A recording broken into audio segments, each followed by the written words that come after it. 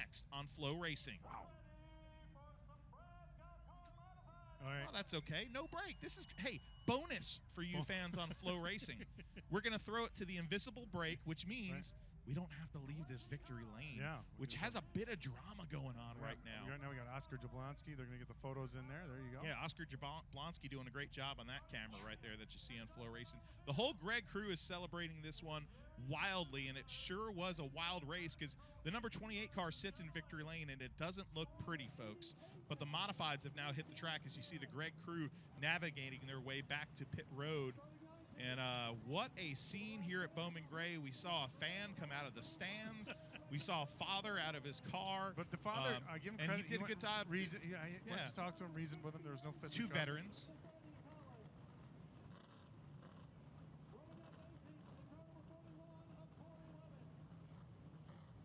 All right, so the modifieds are coming out here, and we will give you the lineup. They're going to line up. They're going to clear the track here of the street stock action. Yeah, the Mod Squad is next for a pair of twin 25 lappers for the Brad's Golf Cars Modified Division here at Bowman Gray Stadium. The guy with your quick time was Lee Jeffries tonight. Let's give you the starting lineup for this 25 lapper. Come on, Pack. Starting in the 20th position, that'll be the number 88, Dennis Jarrett, starting to his inside.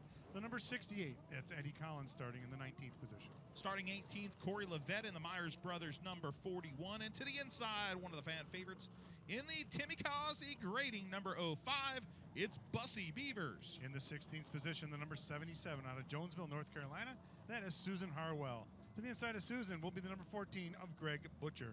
Starting 14th tonight in the Hillbilly Racing number 78, just newly decaled, it's Josh Kosick.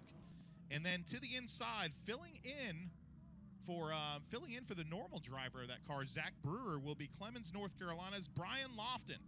Starting 12th, the number 44 out of Kernersville, North Carolina, that'll be Daniel Beeson. To his inside, a recent winner here, a very popular victory, all the way from Wesley Chapel, Florida, that is the number 55 of Jeremy Gersner. And now your top 10 starters, starting 10th from Pofftown, North Carolina, 20-time winner here at Bowman Gray Stadium, the number 5, the Greg Butcher towing entry for Randy Butner. To the inside, the Phoenix Best Driving Academy, number 51 from King, North Carolina, it's the Snowman, Junior Snow. And the number 69, starting in the 8th position, always know his presence out there, tries to run up front as much as he can. That is John Holloman IV. To his inside, the number 22, another top 5 runner here very consistently, out of Winston-Salem, North Carolina, that is Jonathan Brown. Starting 6th tonight, he broke through last week for his first win of the 2022 season of the Q104.1 Modified. It's Brandon Ward. And to the inside in the Citrus Safe, Backyard Leisure, number 1 PSR machine from Walnut Cove, North Carolina. Your 86-time winner, it's Burt Myers. Starting 4th in the number 4 out of Walnut Cove, North Carolina, that'll be Jason Myers. To his inside from Mount Airy, North Carolina, currently 3rd in points, that's the number 16 of Chris Fleming. And now your front row starters for the first 25-lap twin feature for the Brad's Golf Cars Modified Division at Bowman Gray Stadium. On the outside of the front row, just enter your screen right now, the Rocket from Tobaccoville, North Carolina, the 11-time champion, the 94-time race winner, the Jerry Hunt Supercenters Hayes Jewelers number 83, it's Tim Brown. And on the pole tonight after a qualifying effort of 13.317 around this tight quarter mile, it's Lee Jeffries from Wahlberg, North Carolina. Well, we started off with a very interesting sportsman feature. Let's see what happens here with the modifieds. Well, these are the drivers that live by the grace of God and 600 horsepower. The modifieds are green at Bowman Gray. Look at that. We got the initial green flag start off this time. No cautions, no restarts. Look at that. The 75 Lee Jeffries launches off into the lead, being chased by Tim Brown as they go through 3 and 4. Lee Jeffries so snake-bitten so far in this season. 2 pole positions in a row, 2 weeks in a row, and now the 75 is up front, where we've seen it so many times at Bowman Gray Stadium. And as the 83 of Brown and Fleming in the 16 go nerf bar to nerf bar as they go through the turns. Let's see what's going to, that'll heat up a little bit. And the rest of the field follows pretty much single file style around here at Bowman Gray. Right there you see Junior Snow on your screen on the inside. Stuck to the outside is Randy Butner. Here comes the Flying Floridian. right there. Jeremy Gershner to the bottom side of Buntner's white number 5 on the right side of your split screen. On the left side of the screen, you see the battle for second, third, and fourth. It's heating up there in second between Fleming and Brown as they go through the turns there, and they are coming up on lap traffic already. So now they got to make their way around that, and that could affect the running order, but they make quick work of the 0-5. Bussy Beavers making sure he heeds the warning from flagman Randy Smith and Jeff Bunton to move over. And right now, Chris Fleming is all over the backside of Tim Brown for second. Brown has second. Fleming wants it, but right there, the number 1, Burt Myers, he's waiting to see what's going to happen in front of them in those top 3, especially second and third place. 23 weeks, 23 races since the last time that Tobaccoville, North Carolina driver in second place, Tim Brown, has held a checkered flag at Bowman Gray Stadium. It's a streak we've talked about week after week, and quite frankly, he's sick of talking about it. He wants a checkered flag bad. Right now, again, he sits in second place. And they come up on the lap traffic, the number 99, as they make their way around him to the outside very carefully. And the battles will ensue as they go off into turns 3 and 4. But right now, that's 75 Lee Jeffries. He's trying to check out as fast as he can. Getting around Crab Smith's number 99. Your top 3, your top 4, 5 cars take flight right now. Spreading out a little bit, you see that Burt Myers brand new PSR chassis car. He switched to that chassis last week. A very loyal Fury chassis runner over the past few seasons, and now Burt Myers switching that chassis manufacturer late in the season here at Bowman Gray Stadium. Just like a team can make a driver change, a driver can make a chassis change. Right now, the battle still nothing really heating up right now, but we are still got plenty of laps to go here. There's 15 laps to go here at Bowman Gray Stadium. 1, 2, 3, and 4, and 5 single file as they exit 4. Chris Fleming has pocketed a few wins this season, and now Burt Myers getting a really good drive through the center of 1 and 2 right there is that number 1 machine. New paint scheme on that car as well, a kind of new look for Burt Myers. The guy they sometimes will call Ace here. It's, the Ace of Spades, the number 1. It's, hey, that is one of the legends of Bowman Gray as we hit halfway here in this modified race. Halfway down, halfway to go to the end of this part of the show right now on the track. It's still first and second. They're starting to tighten up a little bit, as you see on the left side of your screen, and third and fourth, as you see on the right side of Fleming and Myers. Oh boy, the battle is now on. It looks like Tim Brown has found a little bit of grip, a little bit of speed, and now he's starting to reel in Lee Jeffries. Lee Jeffries is also winless, and winless, quite frankly, for a long time, longer than Tim Brown. His last win, it dates back to 2019, 36 races. So you have 2 veteran modified competitors who are very hungry in 1 and 2. As they make their way around lap traffic, Jeffries takes advantage of that, opens up a 3-car lead. Let's see if Brown has enough to chase him down and get back to where he was when he was hitting him on the back end of there with his Nerf bar, saying, hey, buddy, I'm here with 5 to go. I'm probably going to do my best to try to take you over. Yeah, I'll tell you what, 9 to go here, and I'll tell you this right there, that lap car that he got around Pack, that really helped Lee Jeffries. Sure did. He opened up a 3-car lead when they got around him. Right now, still, it's single file. The top 5, Jeffries holding the lead. Brown trying to dial it back in so he can bring him back in closer to him. So if he can make the move, he's going to try to do it. But I'm telling you what, he better start thinking there's 6 laps to go as they come around this time.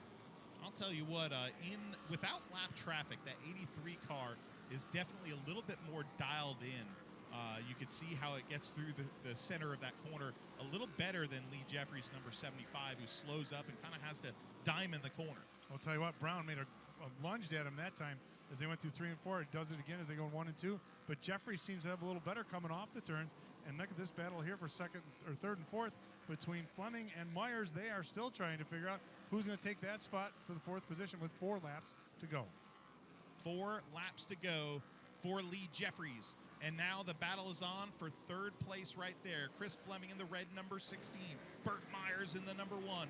The lead battle is heating up too with 3 laps to go. Lap traffic will be a factor. There are 5 lap cars directly in front of your leader, Lee Jeffries. I'm sorry, as they come through 3 and 4. I don't know if you can use that to his advantage, but if they're going to slow him down, they're running too wide in front of him. They're going to have to go 3 wide if he's going to try to get by him. Holy crow, they go down to 2 wide again. Smart move there. Lee Jeffries uses that to his advantage another time, getting by the lap traffic a little better than Tim Brown. 1 lap to go. This is a battle of who's hungrier. Down the backstretch they go. Will Tim Brown get one more shot at Lee Jeffries and try to break his streak? No. The bigger streak is broken. It's been 36 races, but Lee Jeffries is back in victory lane at Bowman Gray Stadium. What a stout job he did. He took the lead when he could and held on to it.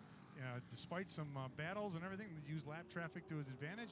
And Tim Brown will take second place and head off into the pits, which does help him in the points battle because he's still in there, even though the fact that Brandon Ward won last week.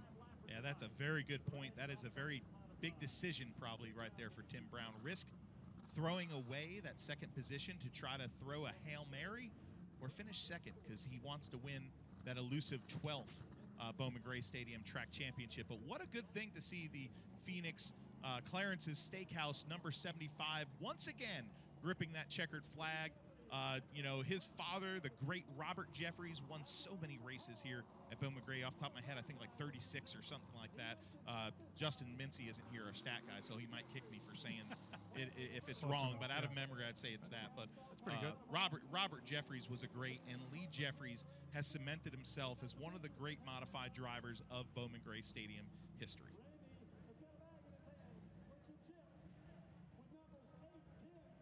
We'll throw it down to victory lane here in just 1 second and see if we'll do a winner's interview here because the microphone is down there, and it looks like we might go back into normal victory lane here. But Lee Jeffries with the big win, breaking a 36 race winless drought. And, man, that's just got to hurt Tim Brown even more.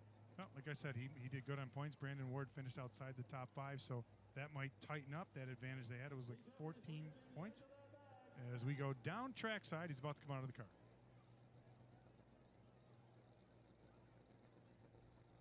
And he draws number 14. That's where he'll start in the second 25-lap event. Let him hear it, ladies and gentlemen. Lee Jeffries picking up his first win of the season. Lee, we got to move a little quickly tonight. You made your pole stick first win of the season. I know you got some sponsors to thank.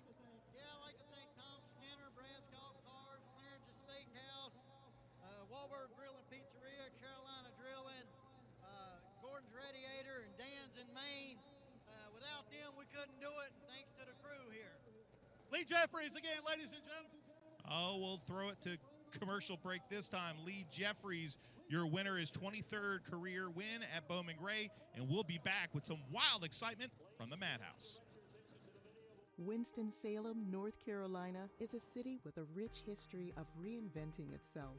Here you can wine and dine back in time, or raise a glass to the future.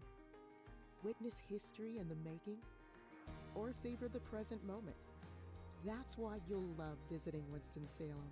Our past is present, our future is bright, and our city is yours to explore. Look forward. Travel back to Winston-Salem. Ladies and gentlemen, welcome back to a very special moment here on Flow Racing. One of the all-time greats has passed, and with the Sportsman 100 about to take the green, we are seeing a car affectionately known as Kermit.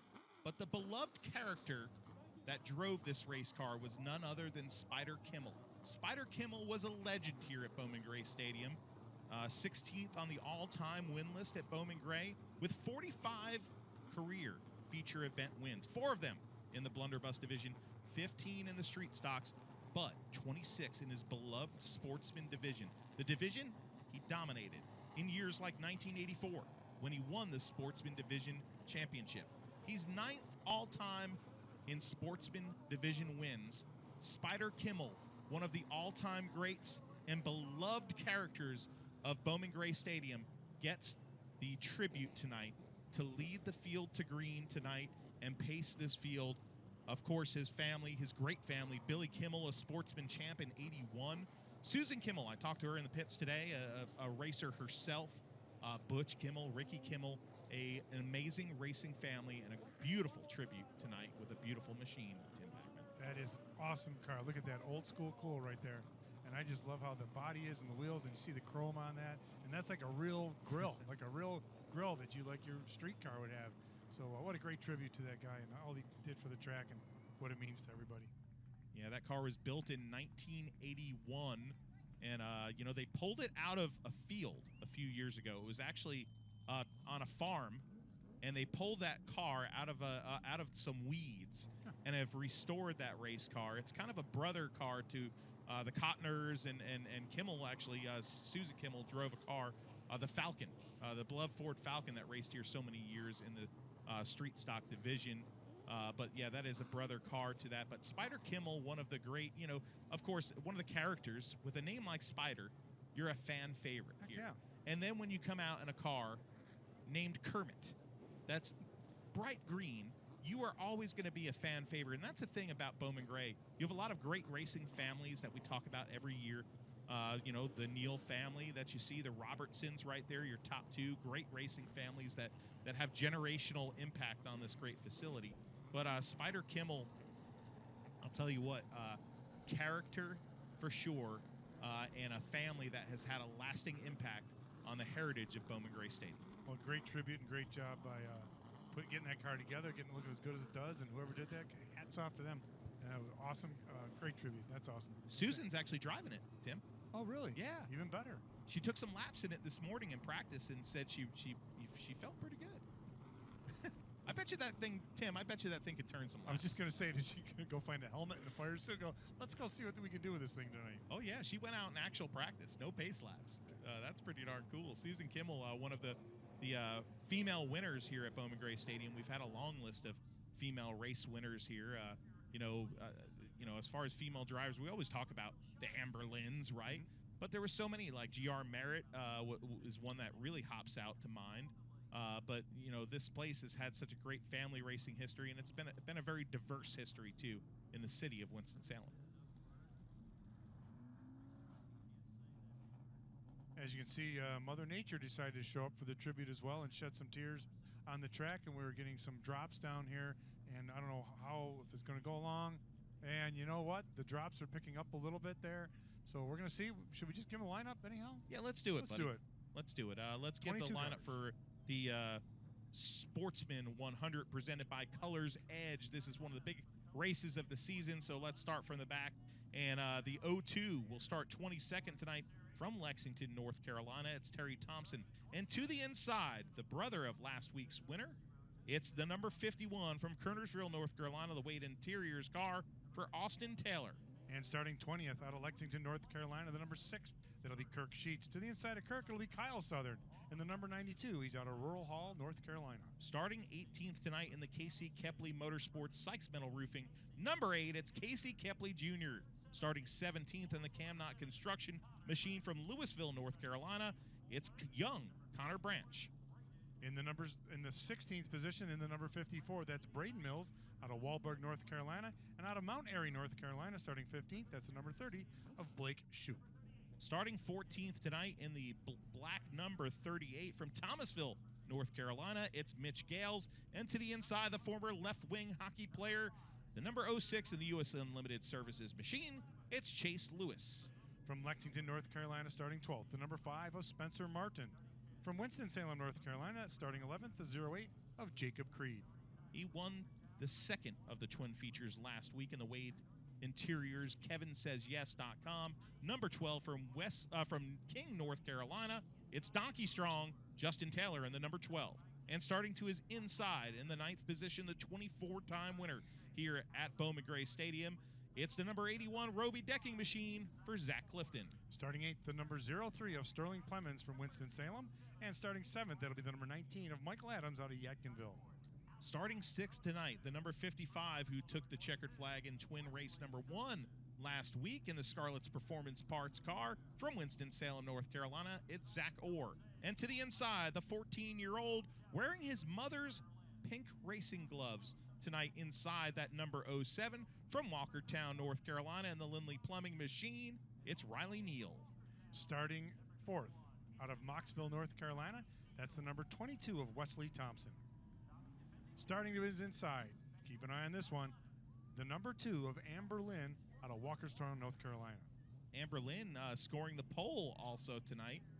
One of the rare times, these 100 lappers, right, that we get to qualify these cars. That was quite a lap that she put down. It's a very stout lap, and if it's any sign we're going to see tonight, definitely a car to watch. Sure is. Now your front row starters for tonight's 100 lapper for the Sportsman Machines. On the outside of the front row from Winston-Salem, North Carolina, in the Jerry Hunt Supercenters car. We talked about that great Robertson family. Well, this is the young man, Chase Robertson, two-time winner so far this year. And starting on the pole tonight, the man that is your point leader and one of the all-time greats here at Bowman Gray Stadium, the red number 21 Jerry Hunt Supercenters on the side of that car. It's a whole Jerry Hunt Supercenters front row, actually, is the 54-time winner. It's Tommy Neal, the Tiger. Tell you what, right now, you look at the points real quick. Tommy Neal has 557 points to the 536 of Zach Clifton. And there's still room there. I don't know, with a couple weeks left here, but you never get too comfortable. Never get too comfortable with your point lead. But, are you racing for points or are you racing for wins here? And a 100-lapper, anything could happen in this one. We got lap traffic and everything coming around.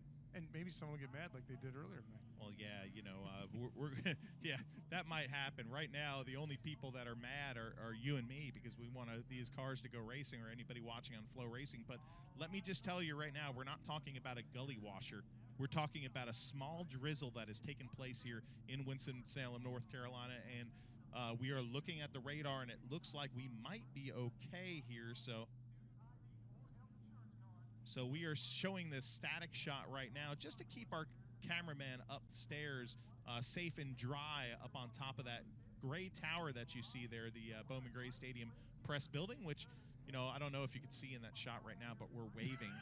I'm standing up and I'm waving in the shot. You can't see it, folks. Don't worry about it. But we're having a good time up here in the booth. And people next door think you're nuts. Oh, yeah, they totally do. But, hey, there are two milestones tonight in this division. Michael Adams, the number 19 machine, making his 300th start in the Sportsman division and making his 200th start. You saw that race last week because you were here with Eric Brennan, but Zach Orr making his 200th start.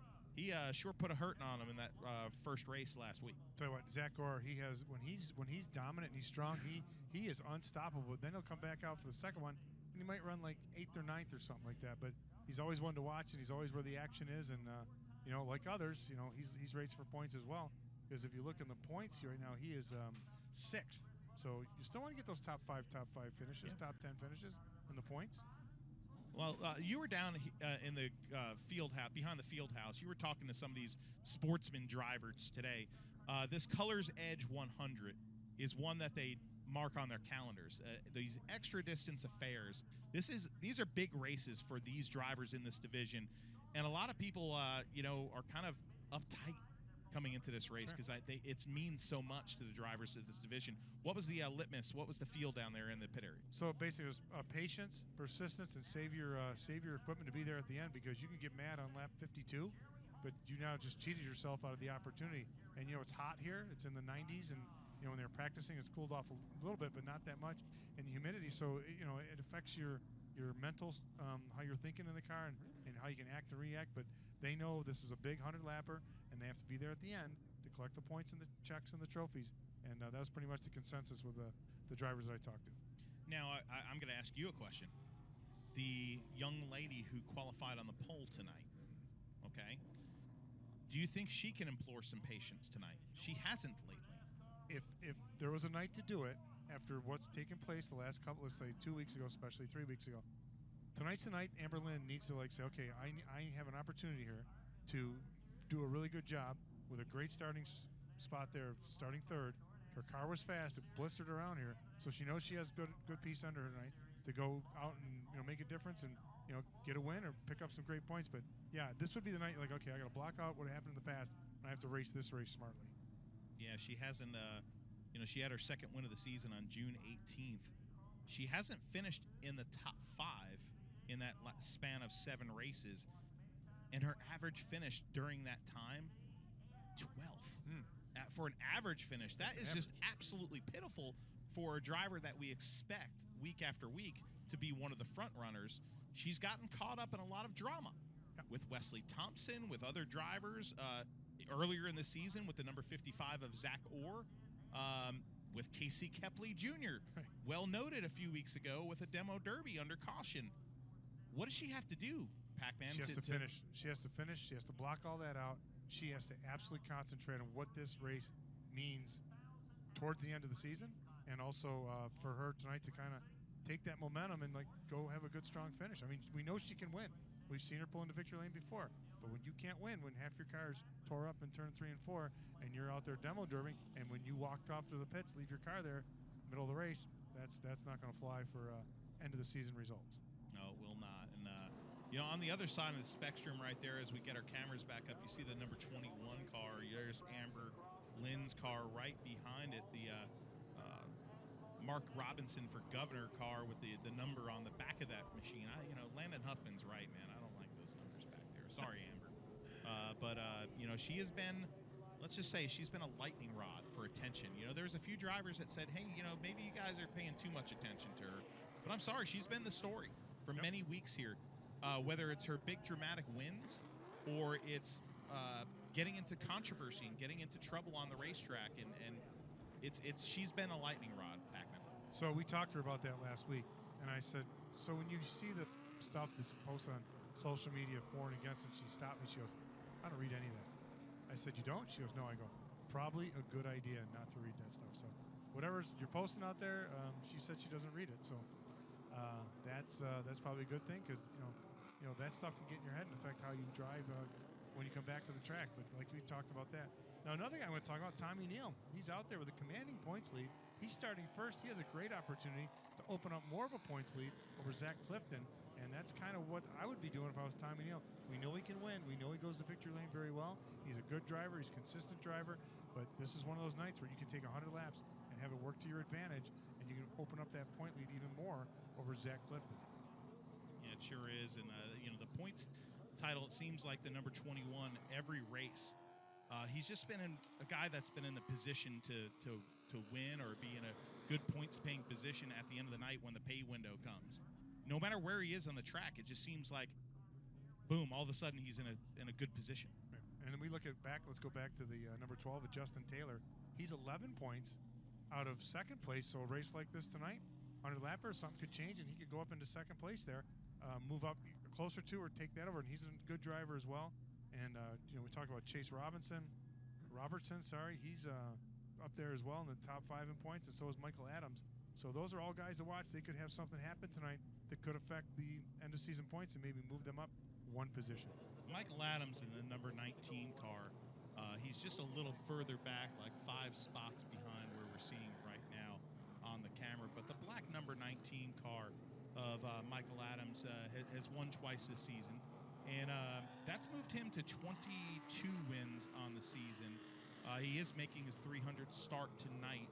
But if he wins tonight on his 300th start, he'll tie his dad for race wins. And I know as somebody like Adams, he's got a lot of heart, that driver, that number 19 car.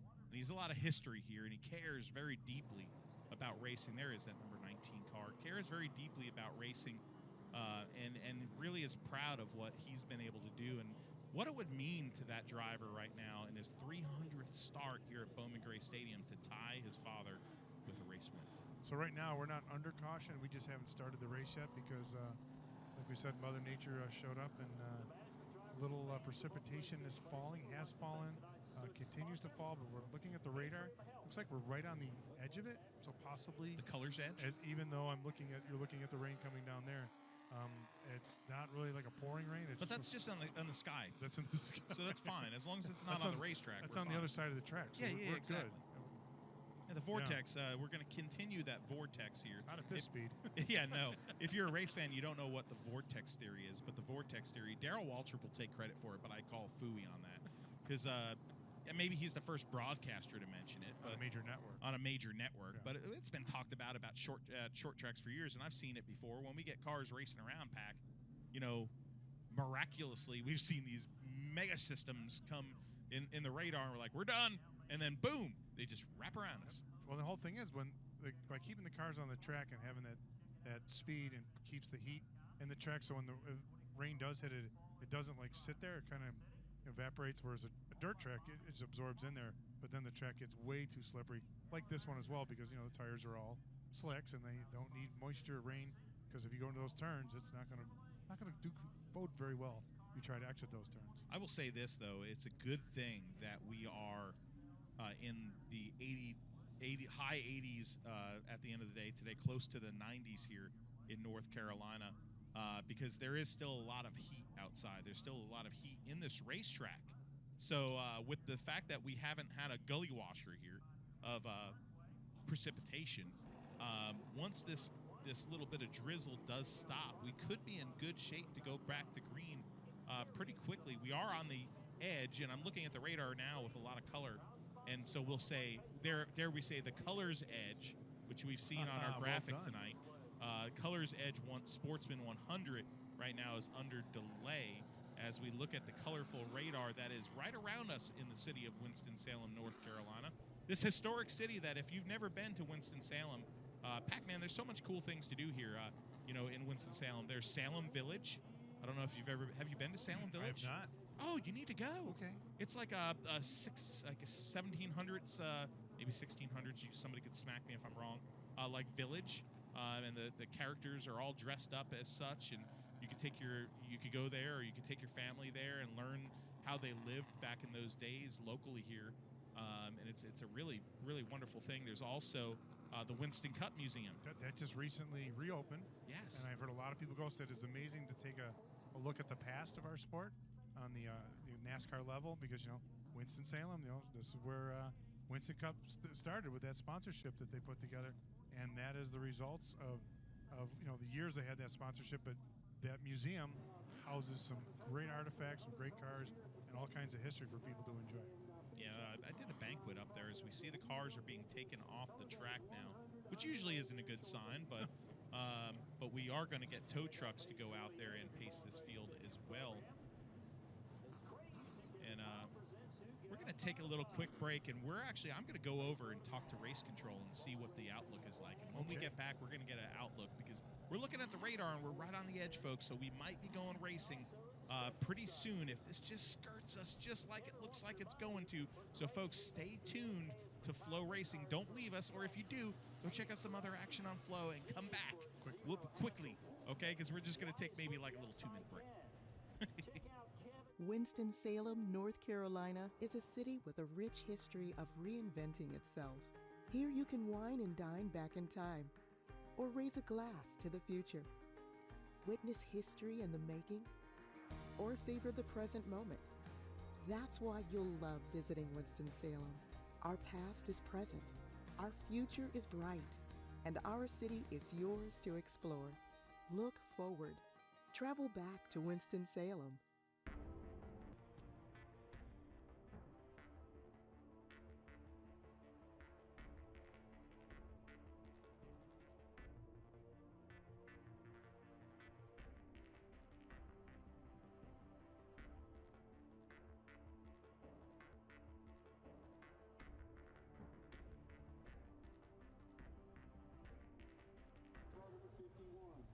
Oh boy, what a great sight it is to see race cars on the track again. A small shower, brief weather system passed us by, and a big one that I think rained out Hickory just might have skirted us. So this is great news right now, because the Colors Edge Sportsman 100, the cars have just fired back up and they've hit the track again, waiting for the rest of the field to join us, Tim Pac-Man, and go racing.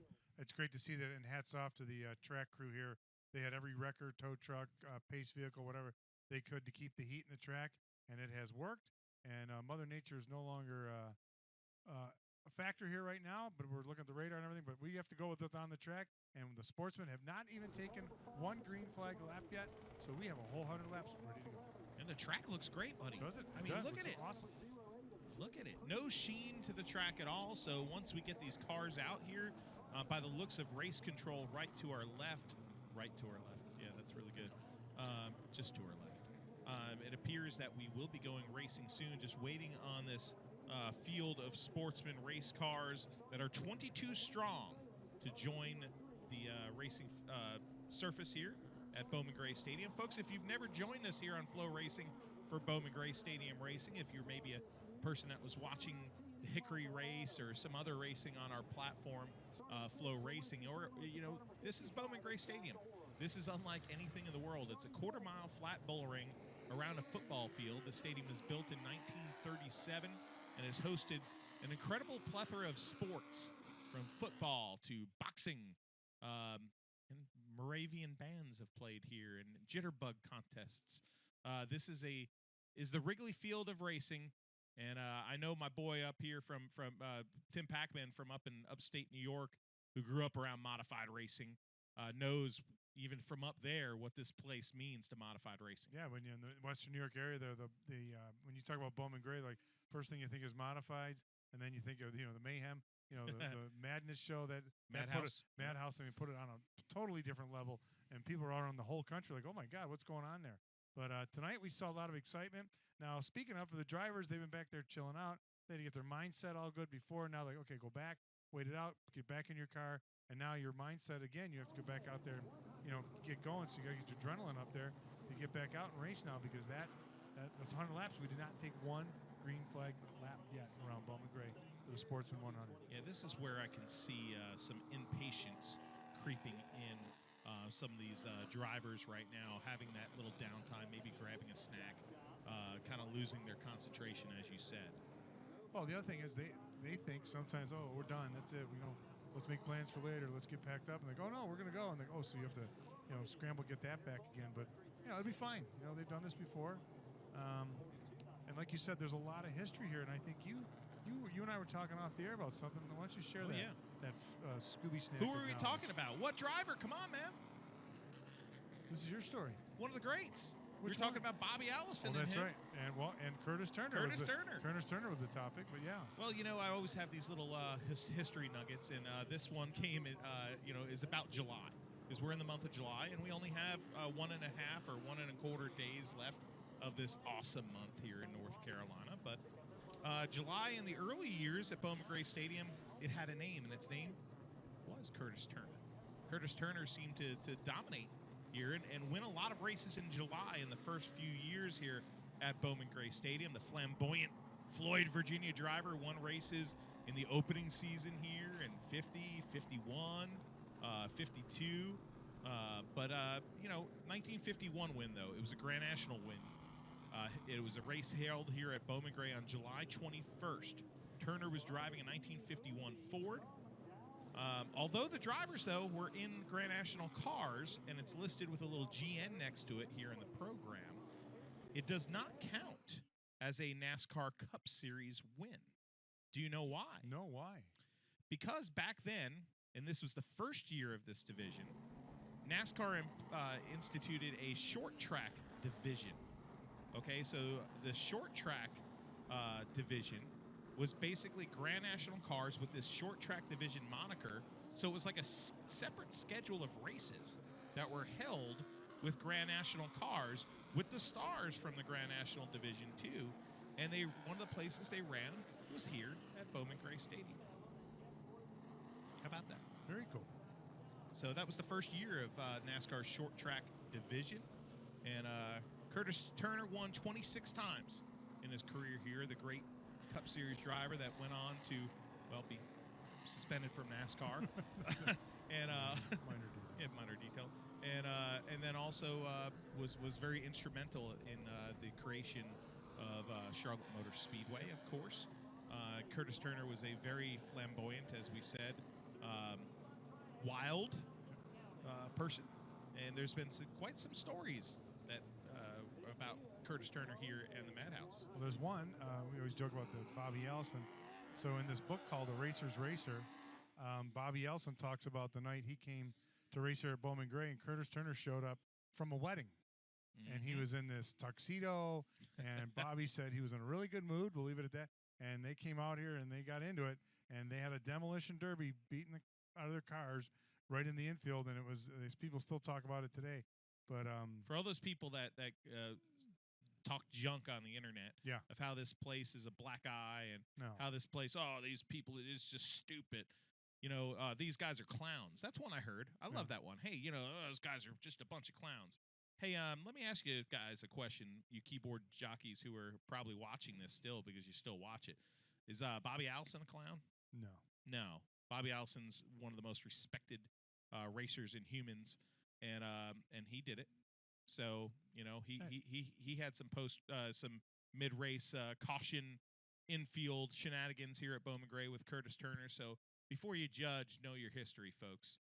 That's what I say. That's good. And it was an interesting story. And like I said, the book's A Racer's Racer. The author, but this guy, the Bobby Ellison, telling the story in the book. I wrote it with him. In the book. Oh, well, why didn't you tell us that? Come on, man. So we wrote the book with Bobby. And thumbs up, thumbs down. There's a CD from of him telling it. Let's see what we're getting here. Thumbs up, thumb down on the screen from the drivers to see if the track is in raceable condition. But go ahead about the book, because this is pretty cool. That's fine. It's just one of the many stories that are in the book. But Bobby told the stories where he recorded on a CD, so people could listen. All right, here we're doubling them up. Oh, this is getting good now. You ready? Ready for 100 laps, man? Let's do it. Let's get back into this. I have my pop chips and my Pepsi. Let's go, and I'm ready to go, man. I'm all sugared up, man. You need caffeine. Really. Yeah, me? Yeah, I'm usually really calm. So. Right. When they come around here, we're going to do the lineup from the front to the back real quick, just to remind everybody where's where. Yeah, come on. All right, we'll do it. So here they come out of turn 4. On the pole position is Tommy Neal. Chase Robertson to his outside. Amber Lynn will be second row in the number 2, and Wesley Thompson in the number 22 will be starting 4th. Riley Neal, Zach Orr will line up in the 6th position. The number 19 of Michael Adams, making his 300th start, will line up in the 7th position. And 8th, Sterling Plemons in the Plemons RV, number 03. 9th position, that'll be Zach Clifton on the 81. Outside him will be Justin Taylor in the number 12. Jacob Creed starts 11th with Spencer Martin starting 12th. And in 13th position, Chase Lewis, the 06, and Mitch Gales in the 38 will start 14th. Next 2 rows will be number 30, Blake Shoup in 15th. Outside him, Braden Mills in the number 54. Connor Branch in the number 7, and Casey Kepley Jr. in the number 8 is starting 18th. Starting 19th, Kyle Southern in the Performance Machine and Fab, number 92. Kirk Sheets in the Clifton Plumbing, number 6.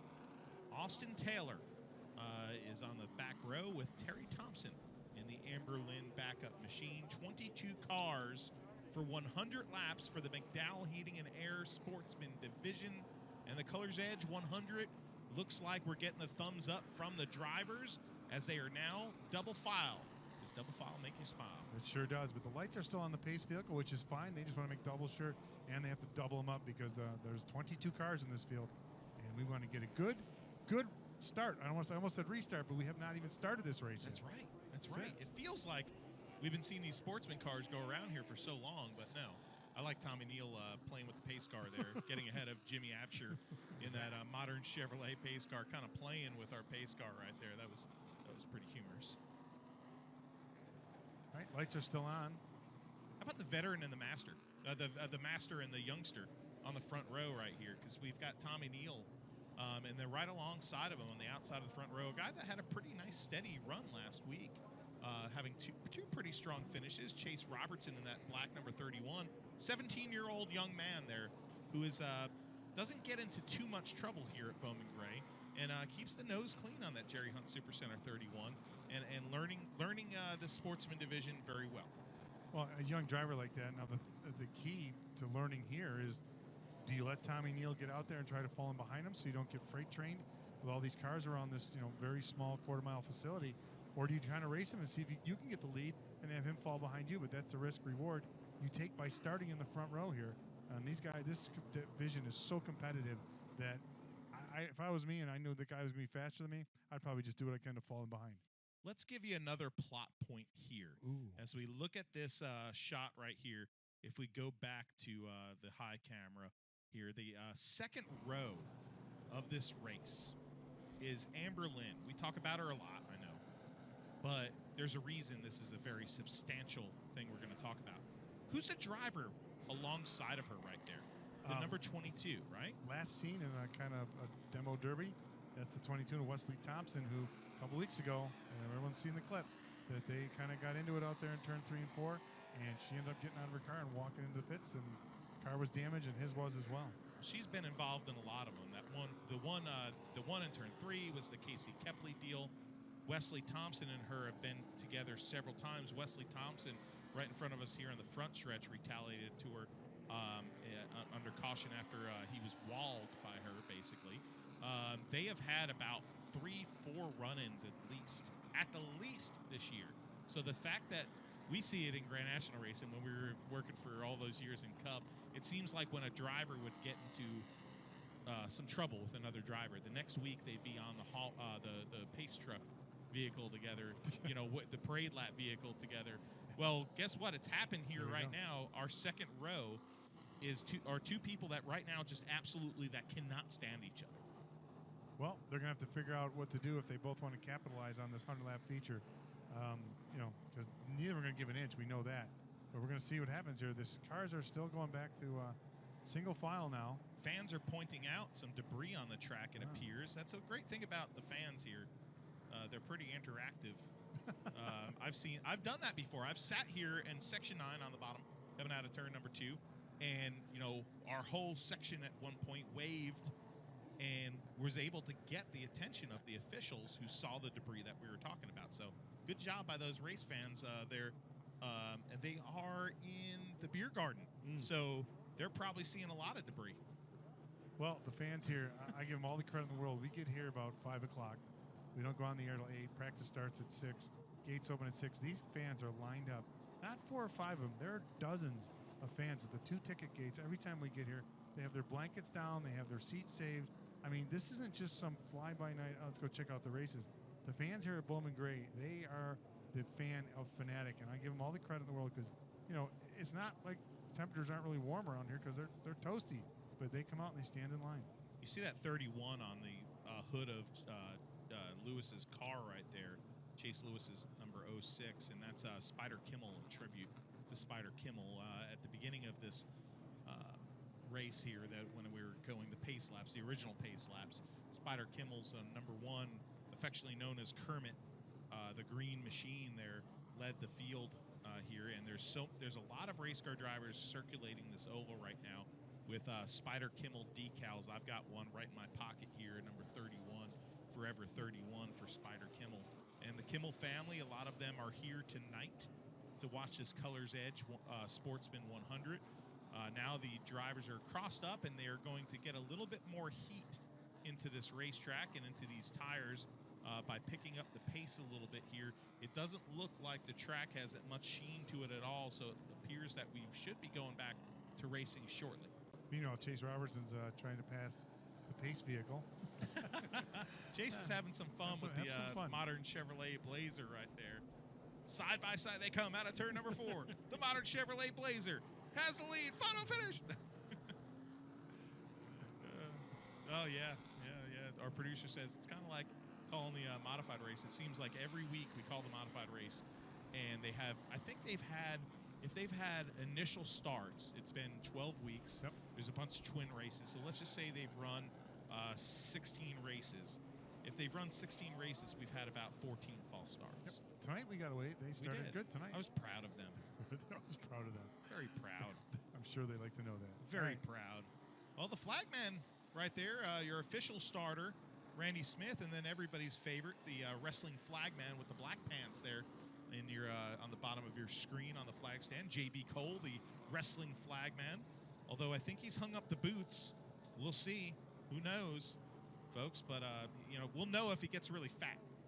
Because he's got a girlfriend now, and he's hung up the boots for a little while, so he'll probably get fat. Oh, we love seeing that. Randy Smith nods to the field. The lights are now out on the modern Chevrolet Blazer, and we're going sportsman racing, buddy. Finally, let's do this. I'm ready. Thanks to our fans that have held on, hung out, waited for us to come back on the air on Flow Racing. We appreciate you. And now here we go, lined up side by side. The rest of the field is going to get into their positions as the pace truck pulls off. Here they come through 3 and 4. The Colors Edge 100 is green. Tommy Neal leads him into turn number 1. Well, let's see what Robertson does there. He's going to be stuck to the outside. Amberlyn gets inside him. She's going to try to take second. Now he's got room. No, he does not have room. Amberlyn closes the door.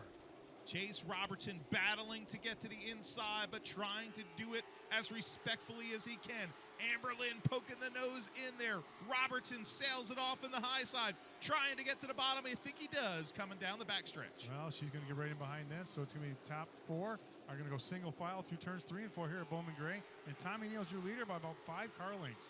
Tommy Neal in first, Chase Robertson second, but he has a handful of, oh, and speaking of handfuls, looking there at the 55, when we have a spinner in the infield grass, it's Austin Taylor, the younger brother of Donkey Strong there.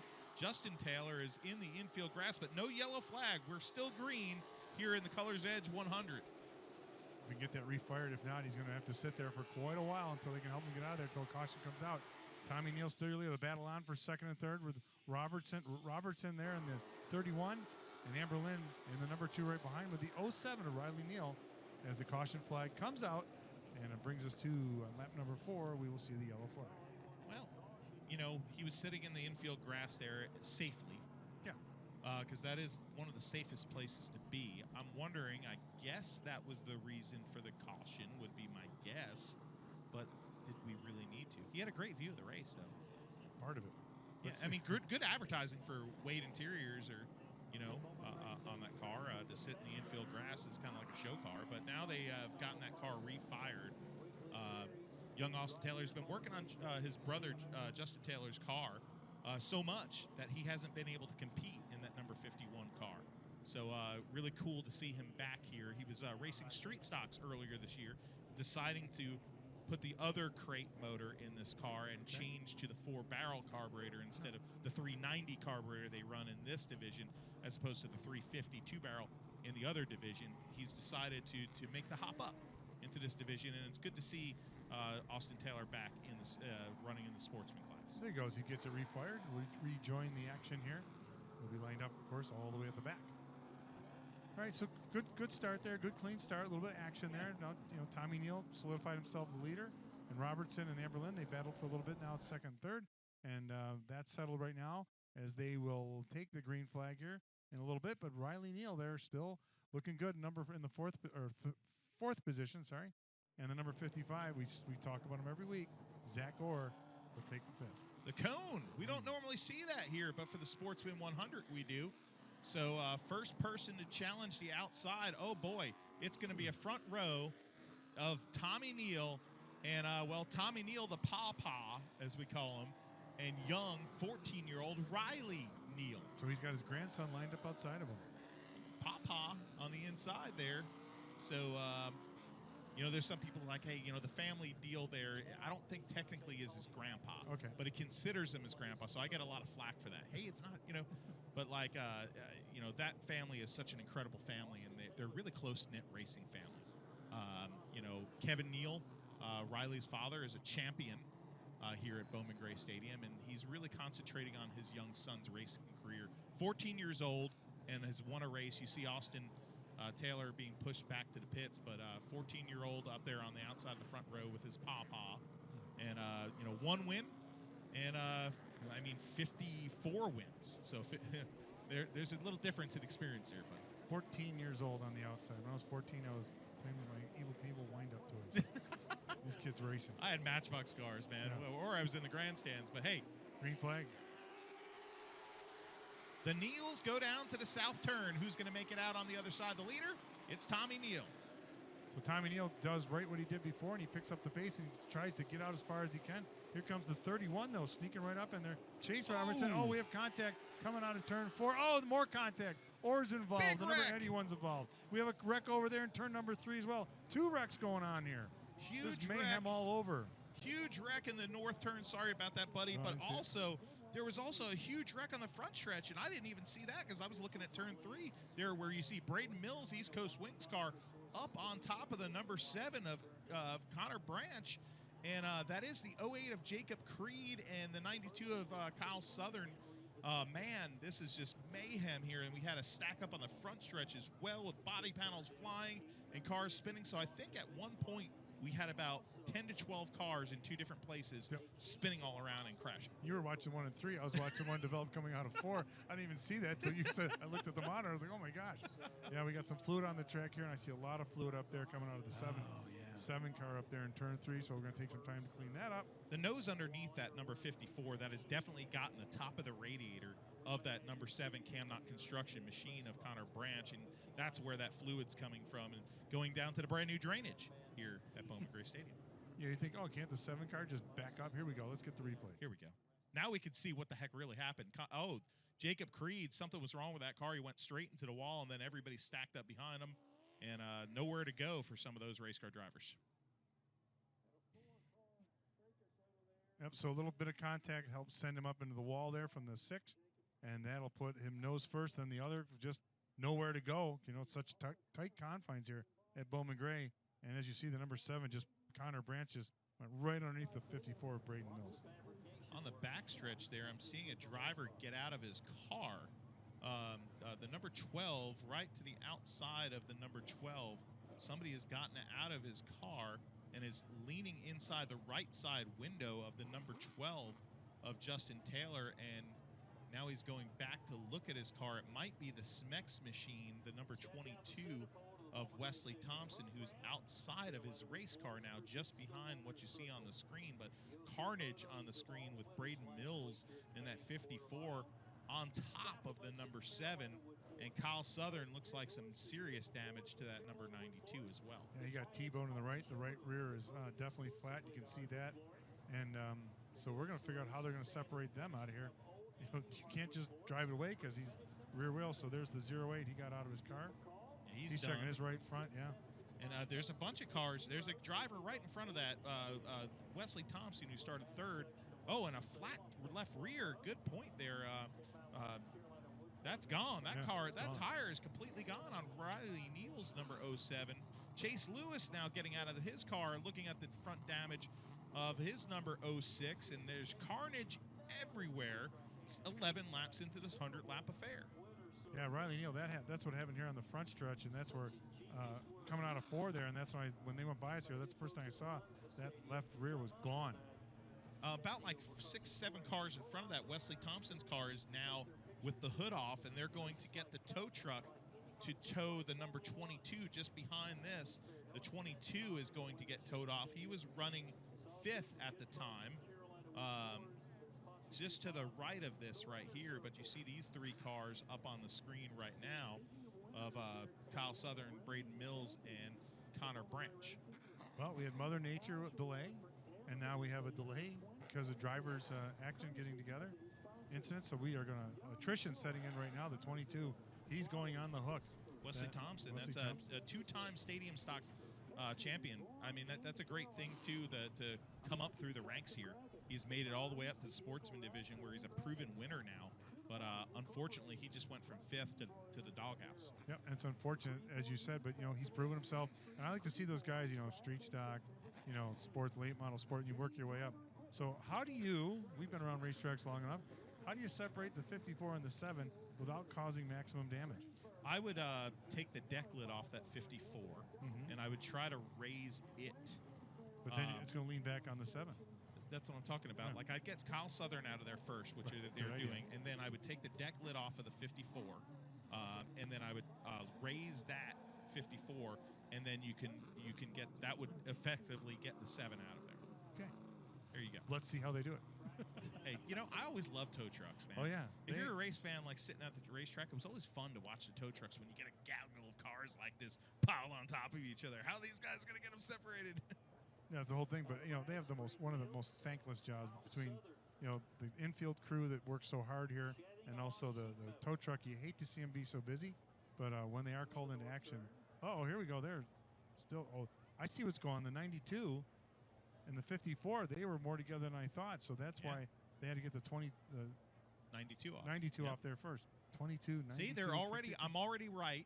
Like I predicted it right. Now if we can get the deck lid off the 54, let's see how they do this car. So I'm one for. I've got one right. Let's see if I get the next one right. But it is fun to watch. It's like Jenga. It's like, it's race car Jenga. The 08, he's being towed off. He's done for the night. We talked about that. Jacob Creed, see that in the top right of your screen. He's going off into the pit area. Chase Lewis is also getting towed off.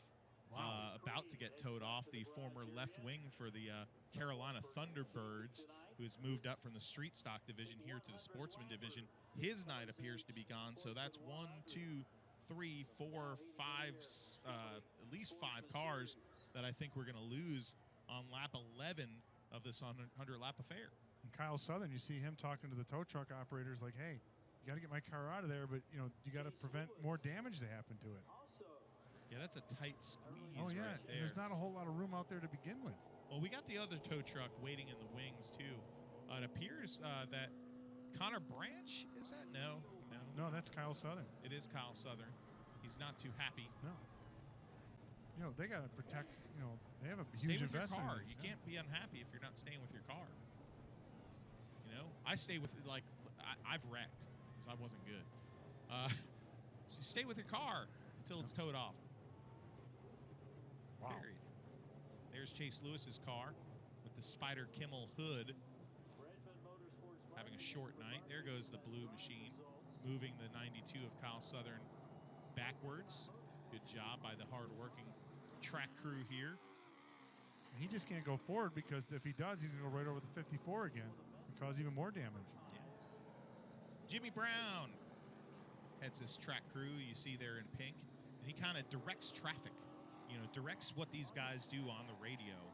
And so many people from Squeak and Eddie and the guys on the track crew that do such a great job. The boys and girls of the track crew, Exactly. that is. So that really work hard here. And I was talking to somebody the other day about how there's some racetracks in this region that could use some improvement in their towing and in their long caution flags, let's just say that. And I said, Bowman Gray typically isn't that. They've got a challenge right here with this one, I'll tell you what. But usually they've got these cars out, and they've got really quality tow truck drivers that know what they're doing. And the 54 Mills, he's still sitting, and Braden Mills is still sitting in his car.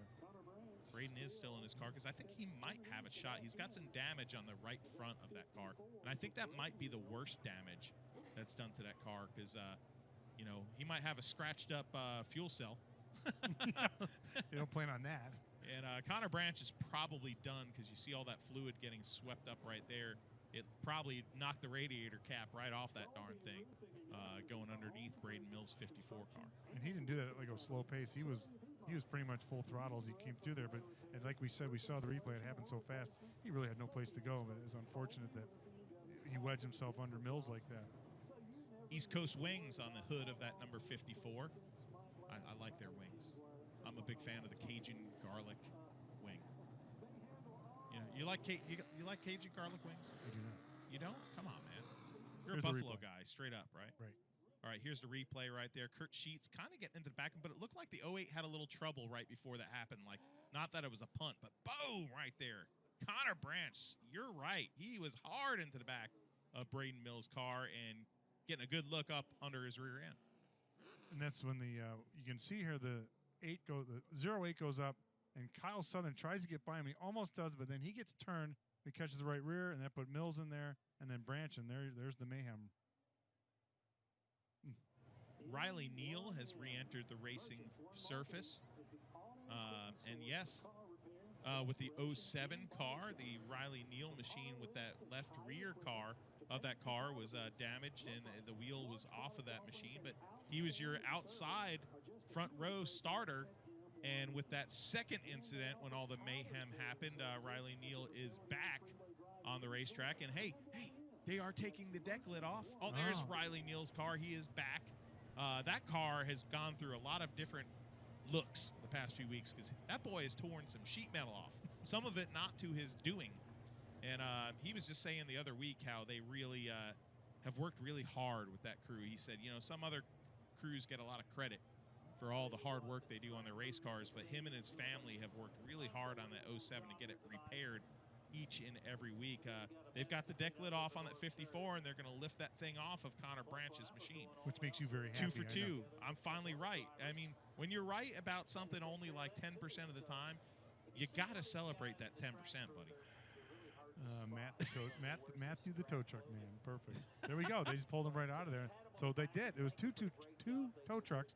They picked the 54 up, and then they pulled the 7 out. We didn't think Two about tow that trucks. part. No, there's one Yeah, tow right truck here. there. Look to the right. But that's 2 tow trucks. That's what I said. One tow truck lifted the 54 off. And then another tow truck pulled the 7 out from behind him. Oh, See? I didn't even see that. See? I thought they were just pushing him out. Yeah. No, they pulled him right That out was of a there. great job right there. Once in a while. Look, we even have another tow truck just in case. He just drove by. He's like, all right, boys, y'all got this? So the driver, no, there's someone calling. So the 54 is going to drive away, which we talked about. Yeah, hopefully there's not too much done. damage. Well, let's I see think if the we can 7. get a look at this, buddy. When Braden Mills comes by, and I think he's shaking up the car here. He's coming by. It doesn't look like he's got too much damage, so Braden Mills might be able to be the only car that drives away from this mayhem that we saw in the north turn. There is Braden Mills as East Coast Wings number 54. No worse for the wear as it rejoins, tags the tail of the field right behind Riley Neal and Mitch Gales in the 38. Does the 54 go pit side? Just to make sure? I don't know. I mean, he was shaking that car back and forth, and it doesn't look bad at all. Oh, we just saw something really good. The number 8 got a little push from the 6, so they're getting restarted there. A little sportsmanship there. So cool to see the fans still here. We had like a half an hour, I think. I should have timed it. Rain delay. And this place is usually, it holds 16,900 people. We saw it a few weeks ago, above capacity, at least 17,000 people. Tonight, a little slimmer crowd, maybe 12,000, I'd say. But still, that's a lot of people. Around the horseshoe of this great football stadium, more known for racing, but hey, a few cars out this early in the 14 laps in is really going to give opportunities to some other drivers, though, and that's something that I think it should be noted here. Some of those front runners are in the back now, and some other strong competitors might be knocked out of this race, so this could be a very interesting Colors Edge 100. So as we watch that, we can watch now cars come from the back that were, ran faster earlier. We got the number 12 of Taylor. He's one we're going to watch come back up through. Amber Lynn's right there. She'll be 3rd, but we have the cone to come out, and that's where the choose will take place. Oh, the choose is going to be key right now, especially for some of those guys that you see on your screen right there that maybe have to come from the back. That's going to give them an opportunity to maybe sneak up on the outside and gain a few spots. That's a good point because I think the cone's going to be the story of this race if I had to predict from this point on. Well, Riley Neal chose the outside. Yeah. Look what got him. Well, at first it looked really good. It looked great until they come out of 4 there and they got pushed up into the wall. Oh, the track crew has done a great job with the mess that was down in turn number 3. Turn number 3 and 4 we affectionately call the north turn. The north turn. Very few tracks have the north turn and south turn. You think traditionally everybody thinks the first track of NASCAR, Bill France's great first triumph, really, of Daytona, promoting races in Daytona Beach. But this right here was Bill France's first weekly racing track that he promoted along with Alvin Hawkins. The Hawkins family still running this track to this day. But, Daytona Beach course had a north turn and a south turn. They didn't call it turn 1 and 2. They just called it north turn, south turn. And that's there's some traditionalists here that really go with the north turn, south turn here at Bowman Gray. And that was only a mere 1,077 races ago they started this here. Yeah. Think about that. That's unbelievable. 73 years of NASCAR racing here at Bowman Gray Stadium. The first races happened, though, here were midget races when this place first started. Before NASCAR came aboard, and it was really interesting because the promoter came in after the war, and said, we want to bring midget racing back here, and I want to pave this place. So they paved it. Well, guess what? He didn't pay the bill. Oh. So when Bill France and Alvin Hawkins came to the city of Winston-Salem and said, hey, we want to run races here, they said, no, we're not going to do it. The last guy that ran races here, we paved the track, and he bailed out on the bill on us. So Bill France said, I'll tell you what, if we pay the rest of the paving bill, what you're owed, will you let us have races here? So he and this and Mr. Hawkins and the city of Winston-Salem came to a deal, and that's how Bowman Gray Stadium was born. I know that. 1949, the first great season of racing here. The Flock brothers, so dominant here in that first season. And 73 years of racing later, 74 years on the calendar because we lost one to COVID. And we're right here sitting in a booth calling a race on Flow Racing. I feel like I'm sitting next to an encyclopedia tonight. I'm just a dork. It's fine. I prefer knowledgeable. Knowledgeable. That. Hey, we could go with both. We appreciate the sport. I just love this place. I'm not going to lie to you. The first time I came here, it brought me back to Iceland. The sights, the sounds, the smells, the feel of this place. There's just something special about it that brought me back to my childhood. And then the fact that when I walked in here for the first time, the first thing I thought of was like, man, this is like Wrigley Field. This has just got an ambiance that you'll never get anywhere else. And the only way I could describe it to people is the Wrigley Field of racing. Because it's just a beautiful facade of the stadium arches and the architecture here and the red and white walls and the brand new field house where you see that beautiful scoreboard. There's no racetrack that looks like this, man. No, and with this size and this crowd and the action that does produce is pretty amazing. Here comes the cone. Oh, Jeff Bunton, J.B. Cole, bringing the cone of justice, the cone of choice, out to the front stretch. And let's see who chooses what. Of course, the leader will probably choose the inside. Chase Robertson, will he choose the outside or the inside? Yep, he's going to the fake out. Fake out. 1, 2, Top 3 go inside. 4. Top 4 go inside. Find Taylor. Yep, take it. Justin Taylor, who's in 5th, will now move up to the outside of the front row. Bold move. You think it's the good move? I think it's a great move because he was starting back there in 5th. So now he's up in 2nd. When now he's looking for a chance to. All he's got to do is, can he beat Neal coming out of turn 4, or can he fall into 2nd? Let's note that Casey Kepley, also with a big swing, now starts 4th. Green flag is back out. Tommy Neal leads into the green. Justin Taylor files in to the bottom. Just like that, he falls into 2nd position, so it's single file for your top 4. The battle on for 5th, not so much anymore. The 6 will fade back all the way to 7th. Keep an eye on that 4th spot. Casey Kepley Jr. Right behind Casey Kepley Jr. is the 2 of Amber Lynn. Those are 2 drivers that had fireworks under the caution a few laps ago. The number 8, the number 2. You see them on your screen. No love lost there. So right now, there's no threat for position, no beating and banging as they come out of turn 4. They'll head down the front straightaway into 1 and 2. And so far, there is all single file. The cars that are left in this 100-lapper will come around for lap 26. Tommy Neal, your leader. Justin Taylor in 2nd. Chase Robertson. Casey Kepley Jr. in that number 4 spot. I'll tell you what, you're looking at the 8 and the number 2. Yep, she's looking for a position. There she got it. A little bit of bobble there by the number 8, and that's going to leave him to the outside, get hung out to dry. The number 8 there of Casey Kepley Jr. Those guys work really hard on that car. And, a yellow flag is out as Mitch Gales has spun in the infield to bring out the caution, the 811 caution. We'll have to see what caused that because it looked like he was out there by himself in the back. Yeah. I'm sure, sometimes, they want to try to make up some space, some distance on. You get on the gas a little bit too much coming out of 4. That's what happens. But right now, Tommy Neal still showing that he's strong. And Taylor did exactly what I said he could do. And number 12, and he fell right into 2nd place behind the 21 of Tommy Neal. It was interesting there as we look at the cone coming out of Casey Kepley, what happened to him. He kind of bobbled that number 8 machine and allowing a bunch of cars by him. Maybe his mind's on golf. He's been playing a golf tournament. He played a golf tournament today, and he's got a golf tournament tomorrow. And he told me he can make a lot of money tomorrow. He's 3rd right now. If he wins first, it could be something like $50,000.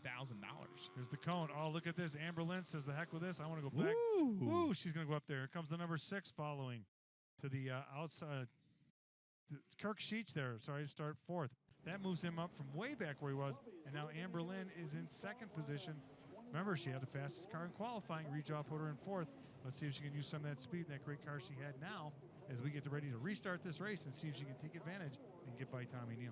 The traffic control safety cone puts the number 2 up top. Now she's side by side with race leader Tommy Neal. She's not looking to fall back in the second position. She's looking to race him, but look at this. Justin Taylor in the 12. Now Amber Lynn knows. Now she's got the room to drop into second. So a single file for 1, 2, and 3. The battle's on for 4th and 5th. Chase Robertson battling his way back behind that, but the top 3 right there, Tommy Neal, the number 2 of Amber Lynn, and the 12 of Justin Taylor. You see the split screen now. Kurt Sheets is hung up on the outside. And that's not bad considering Kirk Sheets started 20th in this race, and now he's up there running in the top 10. Spencer Martin gets by in that number 5, the North Carolina Mobile Anesthesia Machine. Here comes Casey Kepley Jr. on the low side, trying to get back up front in that Kyler Kepley Motorsports number 8 Sykes metal roofing machine. So your top 3 you see on the left screen there. It's Tommy Neal, Amber Lynn, and they are pretty much running single file. They're not going to really, challenge. It's 100 laps. This lap 34 just went on the scoring stand, and we are just going to see what they're going to do here. And this is the part where we're like, okay, let's get into a rhythm. Let's get into a nice pace here. Let's hit our marks. Let's just be here so we can be there at the end. We got to keep your equipment with you to finish this. Sure do. And looking at this field right now, single file all the way back in the 6th position. Spencer Martin has his hands full a little bit with the 07 of Kevin Neal, but up front here, it appears that it's going to be let's file in position here. Let's play out this race like Pac-Man said. Let's gobble up some laps. Waka waka waka. So the first time I've ever done the Pac-Man thing with you. Yeah, I love it. It's half a Never track, heard that before. half a track length between first and last place on the 6th. We were talking about earlier, Kirk Sheets, he's falling way back there. So there's still half a track until lap traffic will become a factor. So if I was these guys up front, just log your laps and make it happen. Contact to the back of Spencer Martin's number 5 car right there. Riley Neal, the 14-year-old, putting the wood to the back of the number 5 car, saying, hey, man, I want to go join that lead pack. Get out of my way. Well, he got a taste of running up front earlier. Now he had to make the repair on his tires and he came back out. Now he's trying to, like you said, he's trying to get by. He wants to have that position because I think his car does look stronger. And you got to implore a little bit of patience, but you don't want to just ride back there. If you could get a spot here and you can maybe get a little suggestive with the Nerf bar underneath that front bumper there and move them up a little bit. We have a car slowed on the track. Kirk Sheets in the Clifton Plumbing machine is slowed to a snail's pace here, and it looks like the yellow flag is out. Now, I don't know what Sheets did there, but coming out of 4, he slowed like way down. And then all of a sudden when they threw the yellow, he was like good to roll again. And now he's utilizing this to go to the pit side. Chase Robertson's going to the pits. Chase Robertson was running 4th. And Chase Robertson, it looks like he has a flat tire. Oh, bad for him. Bad luck on that one. But the good thing is he can get back in there, make it quick. They're ready to go to do the pit stop, and they'll get right back out here as we do logging laps here because now Tommy Neal, his threats are starting to diminish. That were being his rear view mirror that we're trying to battle him on lap 42. Lap 42 right now, of course, Tommy Neal, the 21, is in first. Amber Lynn, the very fiery and polarizing female racer here, is in second place with Justin Taylor in third in the number 12. And Michael Adams in his 300th start is up to 4th. Watch the number 8 of Casey Kepley. He's going to go off into the pit area as well. He just pulled up next to the pace car as we're going through turns 1 and 2. That's the sign that I am going to head off. Here's a replay. Oh, thought we had, sorry. Okay, sorry about that. We thought we had a replay, but we got faked out, which is fine. Hey, man, that was Mark just pulling a Barry Sanders on us, man. Keeping us awake. That's it. We were making sure we were watching the screen and not the race. Exactly. which it's hard to not watch the racetrack here. It's beautiful, man. Because there's so much action. I don't want to watch a TV, but every broadcaster knows that's what you do. There's Kyler Kepley and the crew working on that number 8. They have taken the hood off of the number 8 car of Casey Kepley Jr., who pits back there with the Greggs. His car was severely damaged a few weeks ago with his incident under caution with Amber Lynn, and they really worked hard to get that car back. Casey drives a lot at places like Caraway and whatnot. Here comes Kirk Sheets in that number 6 car rejoining the field as well. Apparently, there's nobody wants their hoods anywhere. 31, his hood's off. The 6, their hood's off. So they're all taking their hoods off. Yeah, I wonder what that's about. I don't know. Makes it maybe goes faster. I don't know. Oh, the cone was out, and we're going back to green. Michael Adams is the one that takes the big swing and goes from 4th position all the way up to the outside of the front row. Start number 300, he's going for it. Well, this will definitely be interesting now. This jumbles up who's running up front before compared to now. And that 8 car just comes up, and now outside row 3 as we come to the green. Green flag is back out, lap 44. Adams trying to get to the bottom, but Amber Lynn says, that's not going to happen. She goes into 2nd place. Now the 19 files back down behind her. The battle's on right behind her. The number 12 car on the inside. Young Riley Neal on the outside. Riley Neal wants to be a part of this action as he goes side by side. He's stuck to the outside. The yellow flag is out. The number 38, I believe the number 38 was slowing on the track and almost came to a stop in turn number 4.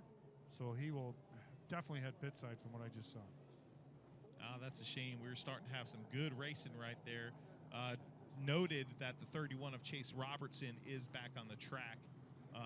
But great job right there by our officials to get all those cars in behind the field house to get their cars worked on, but also get the green flag going as quickly as possible, and we don't waste a lot of time here at Bowman Gray with long, lengthy yellow flags, unless there's one like we just had before where you have race car Jenga with cars on top of each other.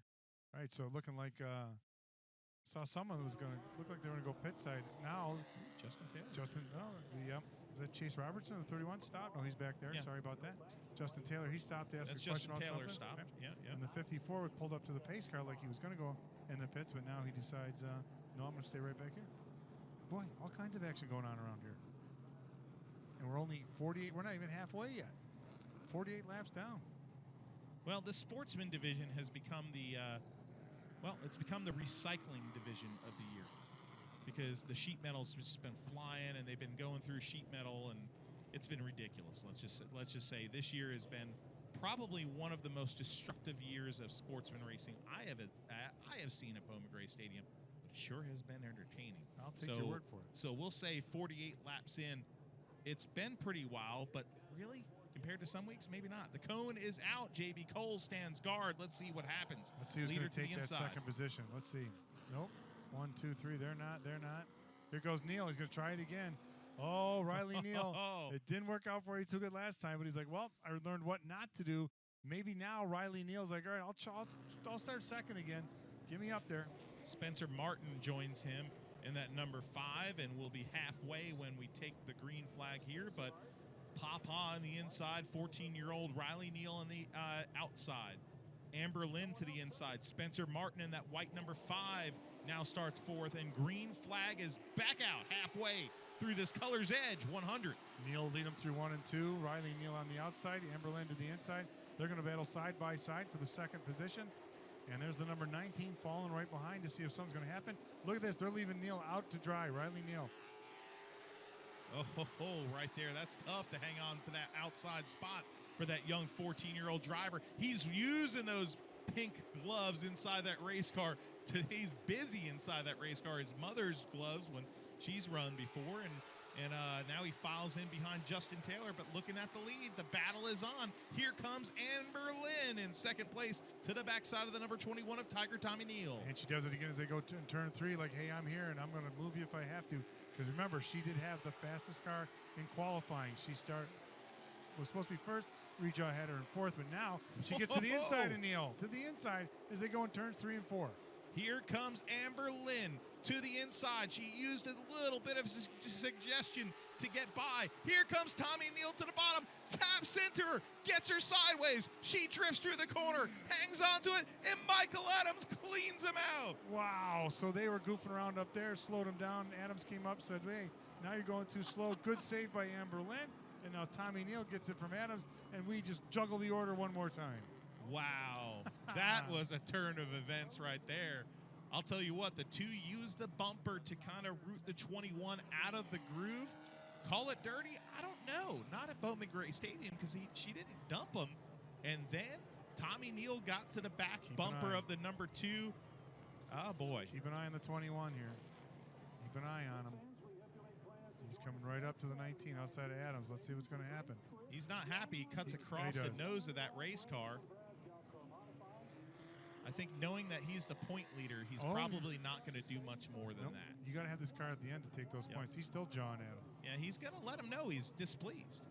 What's your favorite Pop-Tart? What? What's your favorite Pop-Tart? That's what they're talking about. Pop-Tart? Yeah, Your mind went to Pop-Tarts? Yeah, that's what they're talking about. Okay, here's a replay right here. Amberlin already got by him, and then the shot and the save. But then Michael Adams, well, I mean, what is he going to do there? What are you going to do there if you're Michael Adams? Because if you lift, you're getting turned because he had people all over him. So there's a little. So I'm not sure if he gets into Amberlin. That's enough to get her. Good save by her. She retains the lead. Now the 21 Neal, he's backing it up. Adams says, "Well, now I'm here. I got kill my momentum." This is where you're getting the gas right here. Right here. And what is he going to do? Adams was in the gas before Neal was. Yeah. That's what happened right there. Yep. I mean, that's kind of a little. I mean, I said he cleaned him out, but he kind of ran him over there. But what is he going to do at that point? Well, the momentum's in your favor. He's getting chased from behind just like everyone else. If he backs it up, then he's going to get run over. Uh-oh. We're having a talk here. Number 6. Oh, they're just going to put him in the right position. Yeah. J.B. Cole is going to make sure that Kirk Sheets is in the proper position scored, or maybe he somehow got a lap ahead or whatnot. So we will see here. But the cone should be coming out as soon as we get him out of the way. Yeah, they are going to let the field pass him by one more time here. Probably not a scoring deal because remember, we don't have electronics timing and scoring here. So I'm talking out of my butt there. That's right. So you look, there's no ticker here, folks. If you're watching Bowman Gray Stadium for the first time, well, we explain it every week. That's because there's no electronic timing and scoring here at Bowman Gray Stadium. They hand score these cars. Pretty cool. If you're going to be the oldest track, you might as well do it the old school way. Here come the cones out. All right, who's going to be the taker this time? Riley Neal going to try it one more time, you think? Because every time he's gone to the outside, it has not worked out well for him, and he gets roughed up, ends up falling back. If I'm in the top 4, I don't go high. You don't? I do not go high, and he's doing it again. The 14-year-old, he ain't scared. Here comes Spencer Martin as well. That was kind of questionable as well. And you know Tommy Neal was going to take that outside. Now this will put him back in 6th after he went from 2nd to the back of the field. Now he'll be 6th outside of Taylor. Oh, this is going to get good. Tommy Neal just hopped 6 to 7 spots. Mm-hmm. That is the glory of the choose cone here at Bowman Gray Stadium. As we go back to green, it's going to be 60 laps on the board as we come to the green, and Amberlin doesn't go. Riley Neal does. Little cat and mouse game right there, buddy. You think she kind of knew that might happen? I don't know. She's like, yeah, this 14-year-old, he's a little excited right now. I'm going to play a little gamesmanship here. Give them credit. They got right back up there, and they did not need to bring out the pace vehicle to do it for them. So now they're policing themselves on this restart. Now Amberlin might go just a little bit faster so they can go side by side and get a good clean start here. He went first there, but they do pull even down the front straightaway there. Amberlin side by side with Riley Neal. She takes the spot. Riley Neal files into 2nd place. 3rd place, Michael Adams. No, Neal's trying to get a little bit of contact there again. Amberlin holds on to it. Now Neal, he's going to open up the inside to Adams. Now Adams and Taylor. Oh, he got him. He tagged him just enough to get him out of the way. Now Adams, after what happened with Neal, he decides not to turn him all the way around, and he knows he can just race his way into 2nd. Hopefully get by Neal, but Taylor right behind watching to see what's going to happen. Michael Adams has the spot. Now he gets by Riley Neal. Riley Neal will try to get down to the bottom. Justin Taylor fills the hole with that number 12 car. For the 3rd spot, the 07 lifts off the gas dramatically. Sterling Plemons fills the hole. And here comes Papa right behind in the number 21. Well, Neal's looking for any type of racing room he can get because he knows he has a fast car. Well, Amberlin is checking out on the field. Neal and both the Neals are doing a little bit of battle there. As he see if he can get to him here in turns 3 and 4, as the 03 of Plemons is now a factor in the top 5.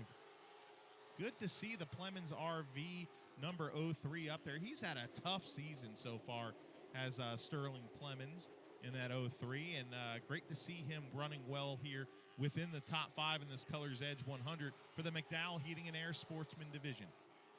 So far, we are watching on your screen here. We can see that Tommy Neal is now losing ground to Riley Neal as that Neal tries to chase down Plemons. Amberlin now has a 10-car lead because remember, like I say it again, she had the fastest car in qualifying. We know that car is fast. Now she's doing everything she can to get away from everybody running behind her. She's got some power in that thing, horsepower in that number 2. And speaking of power right there, here comes the number 12 car of Justin Taylor, peeking to the bottom of Michael Adams' car for second place through 1 and 2 right now. He's got the bottom. Here comes Donkey Strong to the inside to try to get that second spot. Lap 69, and the caution flag will come out just as the battle was on for a second as they came towards the start-finish line. The starter through the caution. We're going to figure out here what's it for. I think the grass was kicked up, or dirt was kicked up there by the 6 as he was coming down the front straightaway. He looked a little bit turn 4. out of sorts there. Yep. Turn 4, there is a lot of grass. Good catch there, because I was looking around. Yep. Trying to see if there was a car, but you see it right there. Great shot by our cameras there. They just swept some of it off, and now the rest of it will be swept off. Remember we started the first night? Remember we had cars that were piling like up a on the beach. sod? The sod. No, they were getting under the sod. Oh, The yeah. pieces of sod. Now the sod looks like it's had some time to. We're not seeing any pieces of sod anymore. Now it's just the grass, but it's still a lot of dirt because drivers are going to find that inside line and they're not going to be nice to the grass there. Yeah, our resident grass expert, Impact Man, filling us in on why not? I love it. I love it. All Well, right. guess what? We're going green flag racing. We only got 30 laps to go. That's it. Only. Taking us Only. long. And the cone. It's non-existent. Yeah, well, we've It got is what it is. Yeah, the 19 restarts in the outside. He gets a good jump. Amber Lynn gets a little sideways. You might have a new leader here as we come around next time, but side by side down the backstretch. Here comes Amber Lynn to the bottom. Side by side, she is with Michael Adams. Around 1 lap, giving the fans a treat. They're on their feet. And they're still rim to rim as they go through turns 1 and 2. Now Amberlyn looks to capitalize and pull away from Adams. That car is strong. Adams falls into second. Justin Taylor now into third. Tommy Neal now up to 4th. He got by those cars behind him, and now he's back into the top 5. Look for him to start challenging. But Clemens in the 0-3 says, I'm still in the top 5. I'm not out of this yet. Yeah, here comes Justin Taylor. He's the other car that seems to have the gusto tonight as he's trying to get by the number 19. He almost had that spot when the yellow flag came out last time. Gets it into the turtles a little bit. Doesn't have the position. Adams gives him the real estate. Clean racing right there as Justin Taylor goes to the bottom. I don't know if he didn't know how far back Taylor was, but he gave him a lot of room to the inside there. Now he pays the price as they're side by side with 25 laps to go of this 100-lapper here at Bowman Gray Stadium. Great side-by-side racing, respectful racing from a veteran driver, and Michael Adams hung up on the outside, and Justin Taylor not using him up too much, knowing, respecting the driver on the outside of him. While these guys are going side by side, they're holding up Tommy Neal behind him. In the meantime, Amberlyn is checking out as we see the camera work by Oscar Jablonski there in turns 1 and 2. Now Adams to the outside, or no, it's Taylor to the inside of Adams. Now Tommy Neal looks to follow along. What do we say about Tommy Neal? It seems like as the yellow flag comes out, Blake Shoop has spun. Tommy Neal's always in a position by the end of this race. And what do you know? There's Blake Shoop's number 30. Shoop's Garage. Really likable, man. And I've met him and his wife, and they have a child, and a good family man. And raced 4 years ago here at Bowman Gray Stadium regularly. So great to see him back here. The wheels are spinning. It's almost like he's hung up. I think he got on that himself wall, right? when he went back. He's like, it got him caught up in the guardrail there, and now they're trying to. He tried to go. You can see it. Maybe a little jostle. Maybe just a little jostle there. Here you go, bud. Let me just shake you off there. Or not. That's an unusual way to do it right there. Yeah, just try to gently nudge him off there. Jimmy and the track crew trying to get him off there. He is hung up there, Blake Shoop, in that number 30 machine. But neutral, he's telling him. Oh, they got a sledgehammer involved now. Oh my gosh! To the backside of the Shoop's body shop. Don't call the doctor, call the sledgehammer. And they're bringing the body shop hammer out there to the back of that number 30. There's something he must have got in there. Now it's probably part of his, the body of this car got caught in the guardrail. Now they're trying to get him loose there. They've got, I think on the hood there, Edwards Brothers Concrete. And I guess they don't like Armco. Okay, they like concrete. The kid just went up to him with a sledgehammer and said, hang on, we're going to help you. If I'm a driver and I can't see behind me, I'm like, what are you doing with a sledgehammer? This is bizarre. Just put on the pile of everything that happened here tonight at Bowman Gray. Yeah. Well, hey, they're going to get that thing out of there. I've got faith. You got to have faith in this crew, man. I like when I go back. I'm sorry, I just went George Michaels on you, but whatever. I tried to avoid that. I go back to Mooresville and I see people on Sunday like, hey, how's Bowman Gray? And I go, well, and it's like, where do I start? Which part do you want to hear about? I'm like, what did you see? What did you like? I'll talk about that. But tonight's going to be one of those, hey, how was Bowman Gray?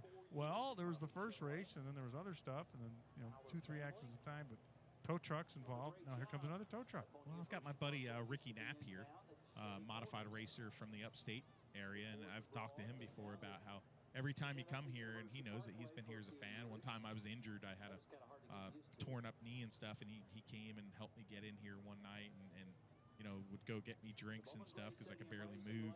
And, we've talked about this for a long time, the two of us, how you come to this place, no matter what happens, you got some stories when you come back. And there's so many loyal fans. And one of them I have to give a shout out to who's watching at home.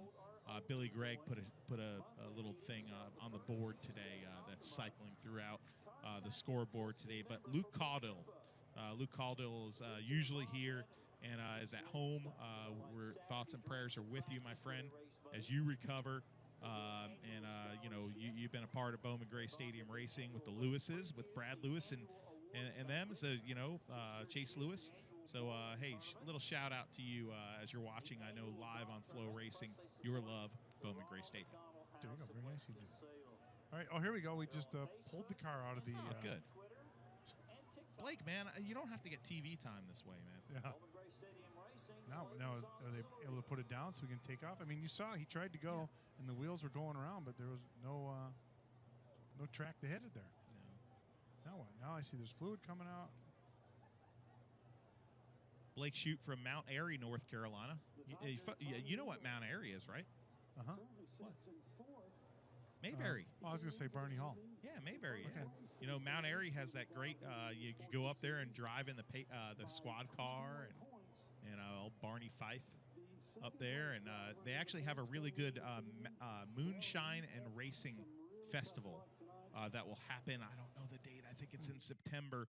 But Mount Airy, North Carolina, up here, there's an incredible festival and a parade called the Mount Airy Racers and Moonshine Reunion, and they have an induction and a lot of old legends of the sport. Like we were talking about Bobby Allison. I was sitting near Bobby last year. He was up there signing autographs. So the traffic control, safety services, double file restart, because that's the traffic cone that you see on the track. You got to choose inside or outside.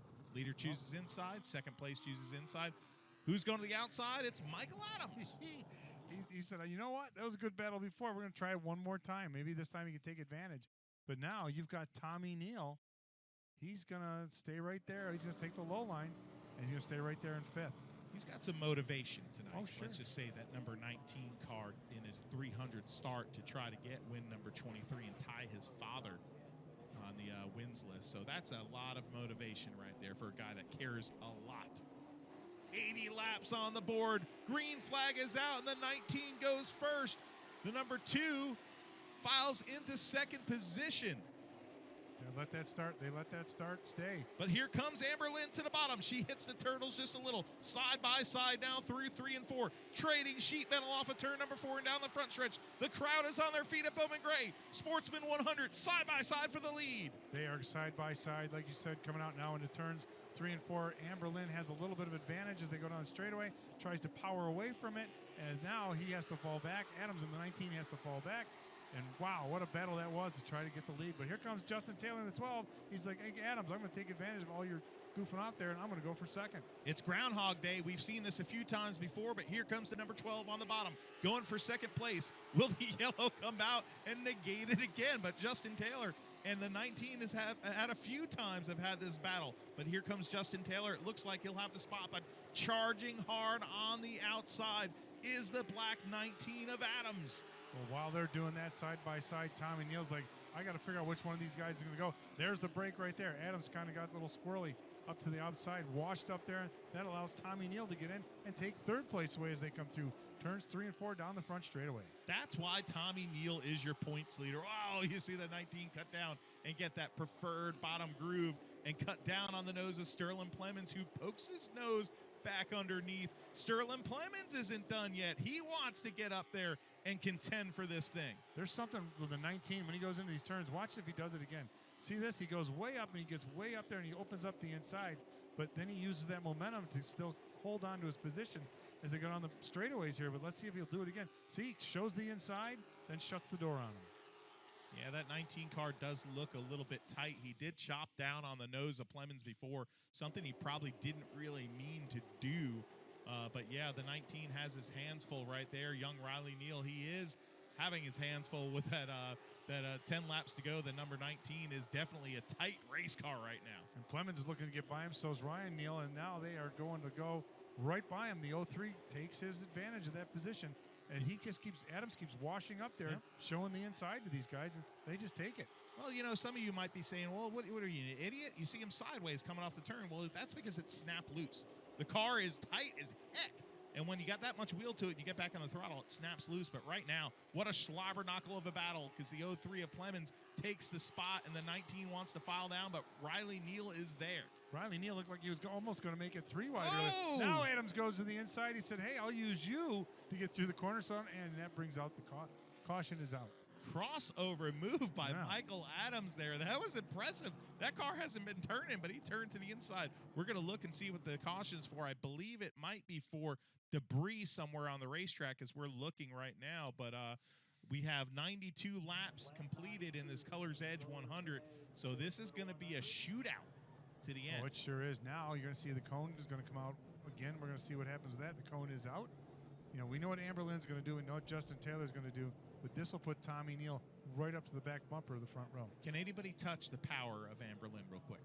No, now, no. She's got too much power coming off the turns. I mean, she might mishandle a little bit in the corners, but not enough that it's going to affect her power that she has to go down the straightaway. No, none of the top 5 cars chose the outside. Except, so in 6th place, here comes the 07 of young Riley Neal to the outside with a shot to win now with 7 laps to go.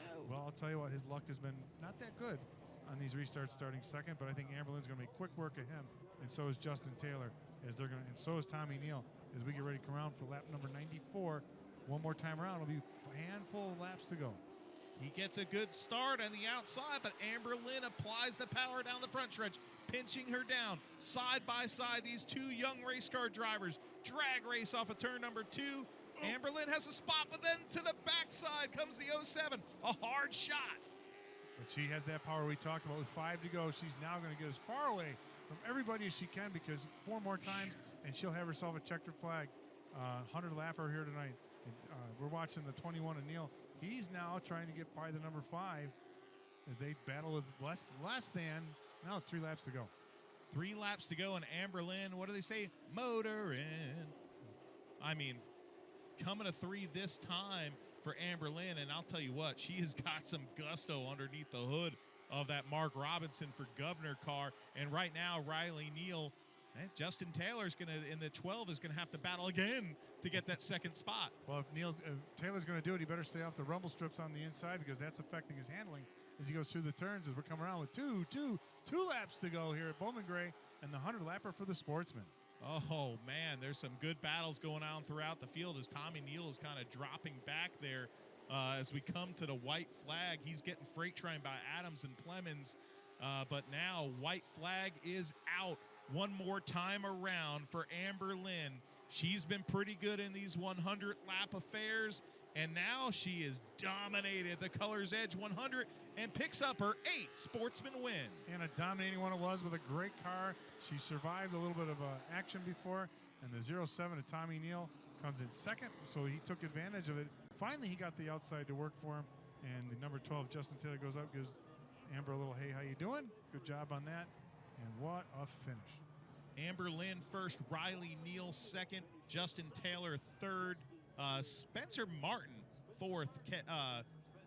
Adams would finish fifth, and Tommy Neal, it appears, would finish sixth, your point leader. But the winner tonight, pulling to the front stretch with a crowd that is cheering and jeering, the number 2, the McDowell Heating and Air Machine, has won tonight. Amber Lynn, her 3rd race victory of the 2022 season. Would you say this is her biggest one? Well, you know, I teased her before. No, I don't. Yeah, Lapper? the 100. Yeah, but I teased her before the race. I said, you know, I got a stat for you, and I said I'm going to say it tonight. You're not going to like it, just FYI. And she's like, what do you mean?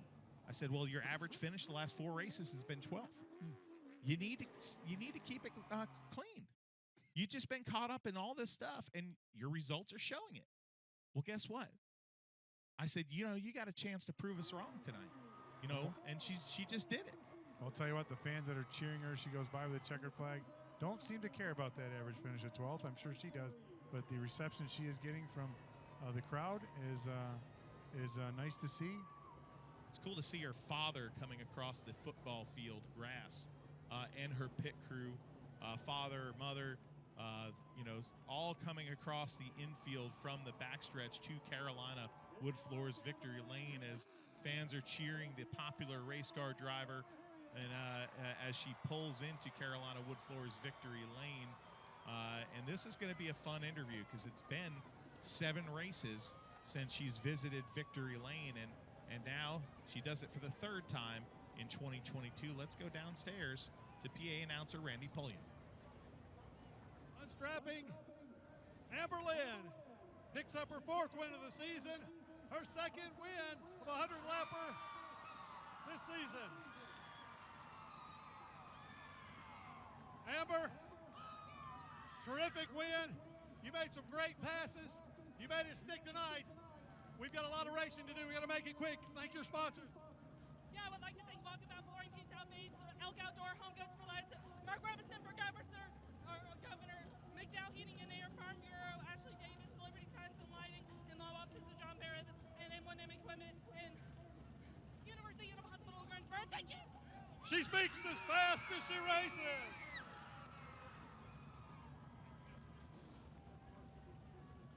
Wow, that was something else right there. She sounded like a female John Force. She was out of breath, and she She's just all hyped rattled up. off about 242 sponsors there. That was incredible right there. We're trying to keep the show moving along. The winningest female driver now in the history of Bowman Gray Stadium is Amber Lynn. So a milestone moment here at Bowman Gray Stadium, and something that you know. Susan Kimmel, I was talking to her today, and she was very critical of some of the female racers of this day. They say they have it a little easier, and a person like Amber Lynn might wreck a little bit too much. You know, she might be a little bit too aggressive. Just a different, but I say it's a different style. Amber Lynn goes out there and she speaks softly outside of the race car, but she carries a big stick when she's in that race car, and she drives sometimes. Let's just be honest, like she's got a chip on her shoulder. But you know what? She produces results, and some people will say, you know, she's a little controversial. But you know what? People are talking. That's right. But you know what? So are other drivers too. But I think the female driver aspect, you know, the aggressiveness, and she's not afraid to, you know, do what she has to do to win a race or get a position. I think people admire that, and she makes 0 apologies for it. So give her credit for that. Exactly. And this is definitely stops the bleeding for her. She's had a very tough part of this season, and we're in hurry-up offense mode because we've had weather in the area all night, and we're gonna get going here with our modified race and bring you the starting lineup here. Right now, they are taking team photos on the front stretch with a banner that says that she is the most winningest female racer in the history of Bowman Gray Stadium. So the number 2 of Amber Lynn, you know, milestones for this young lady as she has solidified herself as a true contender from the street stock division, where she won races, to now the sportsman division. And guess what? Later this week, she'll be in a 602 mod at North Wilkesboro. So let's see what you can do there. But, you know, history goes on, and she's definitely leaving her mark. Let's talk some modifieds. Who are in these cars there, my friend? Oh, yeah, we should start the starting lineup for this affair right now, and I'll start it off in the 22nd spot in the backup car for Tim Brown. It's Dennis Jarrett to his inside, Greg Butcher in the number 14. Okay, in the number 20th position, the number 68, that'll be Eddie Collins in the number 41. Starting 19th, that's Corey Lovett. From Jonesville comes the lovely, the beautiful Susan Harwell in the number 77. And then to her inside in the number 05 machine, it's Bussy Beavers. In the 16th position in the number 99, that's William Smith to the inside of William. In the number 78, that'll be Josh Kosser. After the redraw, your race winner now starts 14th. The number 75 Phoenix, number 75. Yeah, that is a number 75. Hey, by the way, it's number 75. Thank you. It's Lee Jeffries who won the first race. And the car that finished second will start 13th tonight in the number 83 from Tobaccoville, North Carolina, the 11-time Bowman Gray Stadium modified champion. It's Tim Brown. Starting 12th, currently third in points, the number 16 to Chris Fleming. Inside of him, Burt Myers out of Walnut Cove, North Carolina, in the number 1. The Burke Street Pub, number 22 from Winston-Salem, North Carolina, starts 10th. That's John Boy, Jonathan Brown. Starting 9th to his inside in the Carolina Drilling, number 4 from Walnut Cove, North Carolina, it's Jason Myers. Starting 8th in the 04, your current point leader from Winston-Salem, that is Brandon Ward to his inside. The purple and black number 69, that'll be John Holloman the 4th.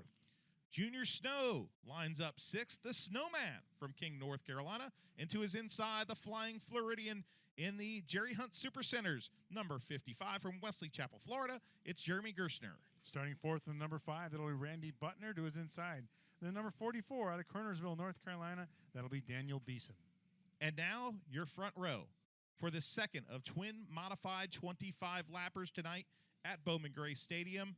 Single file restarts. This will be your only double file for the night as the lights are out on the pace car. On the outside from Clemens, North Carolina, filling in right now in that number 79 for Zach Brewer is Brian Lofton in the Hillbilly entry. And on the pole, trying to get that win number 1 here at Bowman Gray Stadium is the Pennsylvania driver from Newton, Pennsylvania. It's Dan Speeney. Well, I'll tell you what, you have 25 laps and not a whole lot of room with 22 cars. Let's see how this pans out. Green flag is out, and a rough start for Speedy, who gets in the grass and gets in the gas, and now cars are sideways and spinning at Bowman Gray. Ooh, the number 5 took the worst of that. You can see as he's here on the front stretch, and then we look up in turns 1 and 2. Your pole sitter, Dan Speeney, he's up into the barrier. Oh, heavy damage to the front of the Greg Butcher towing number 5 right there.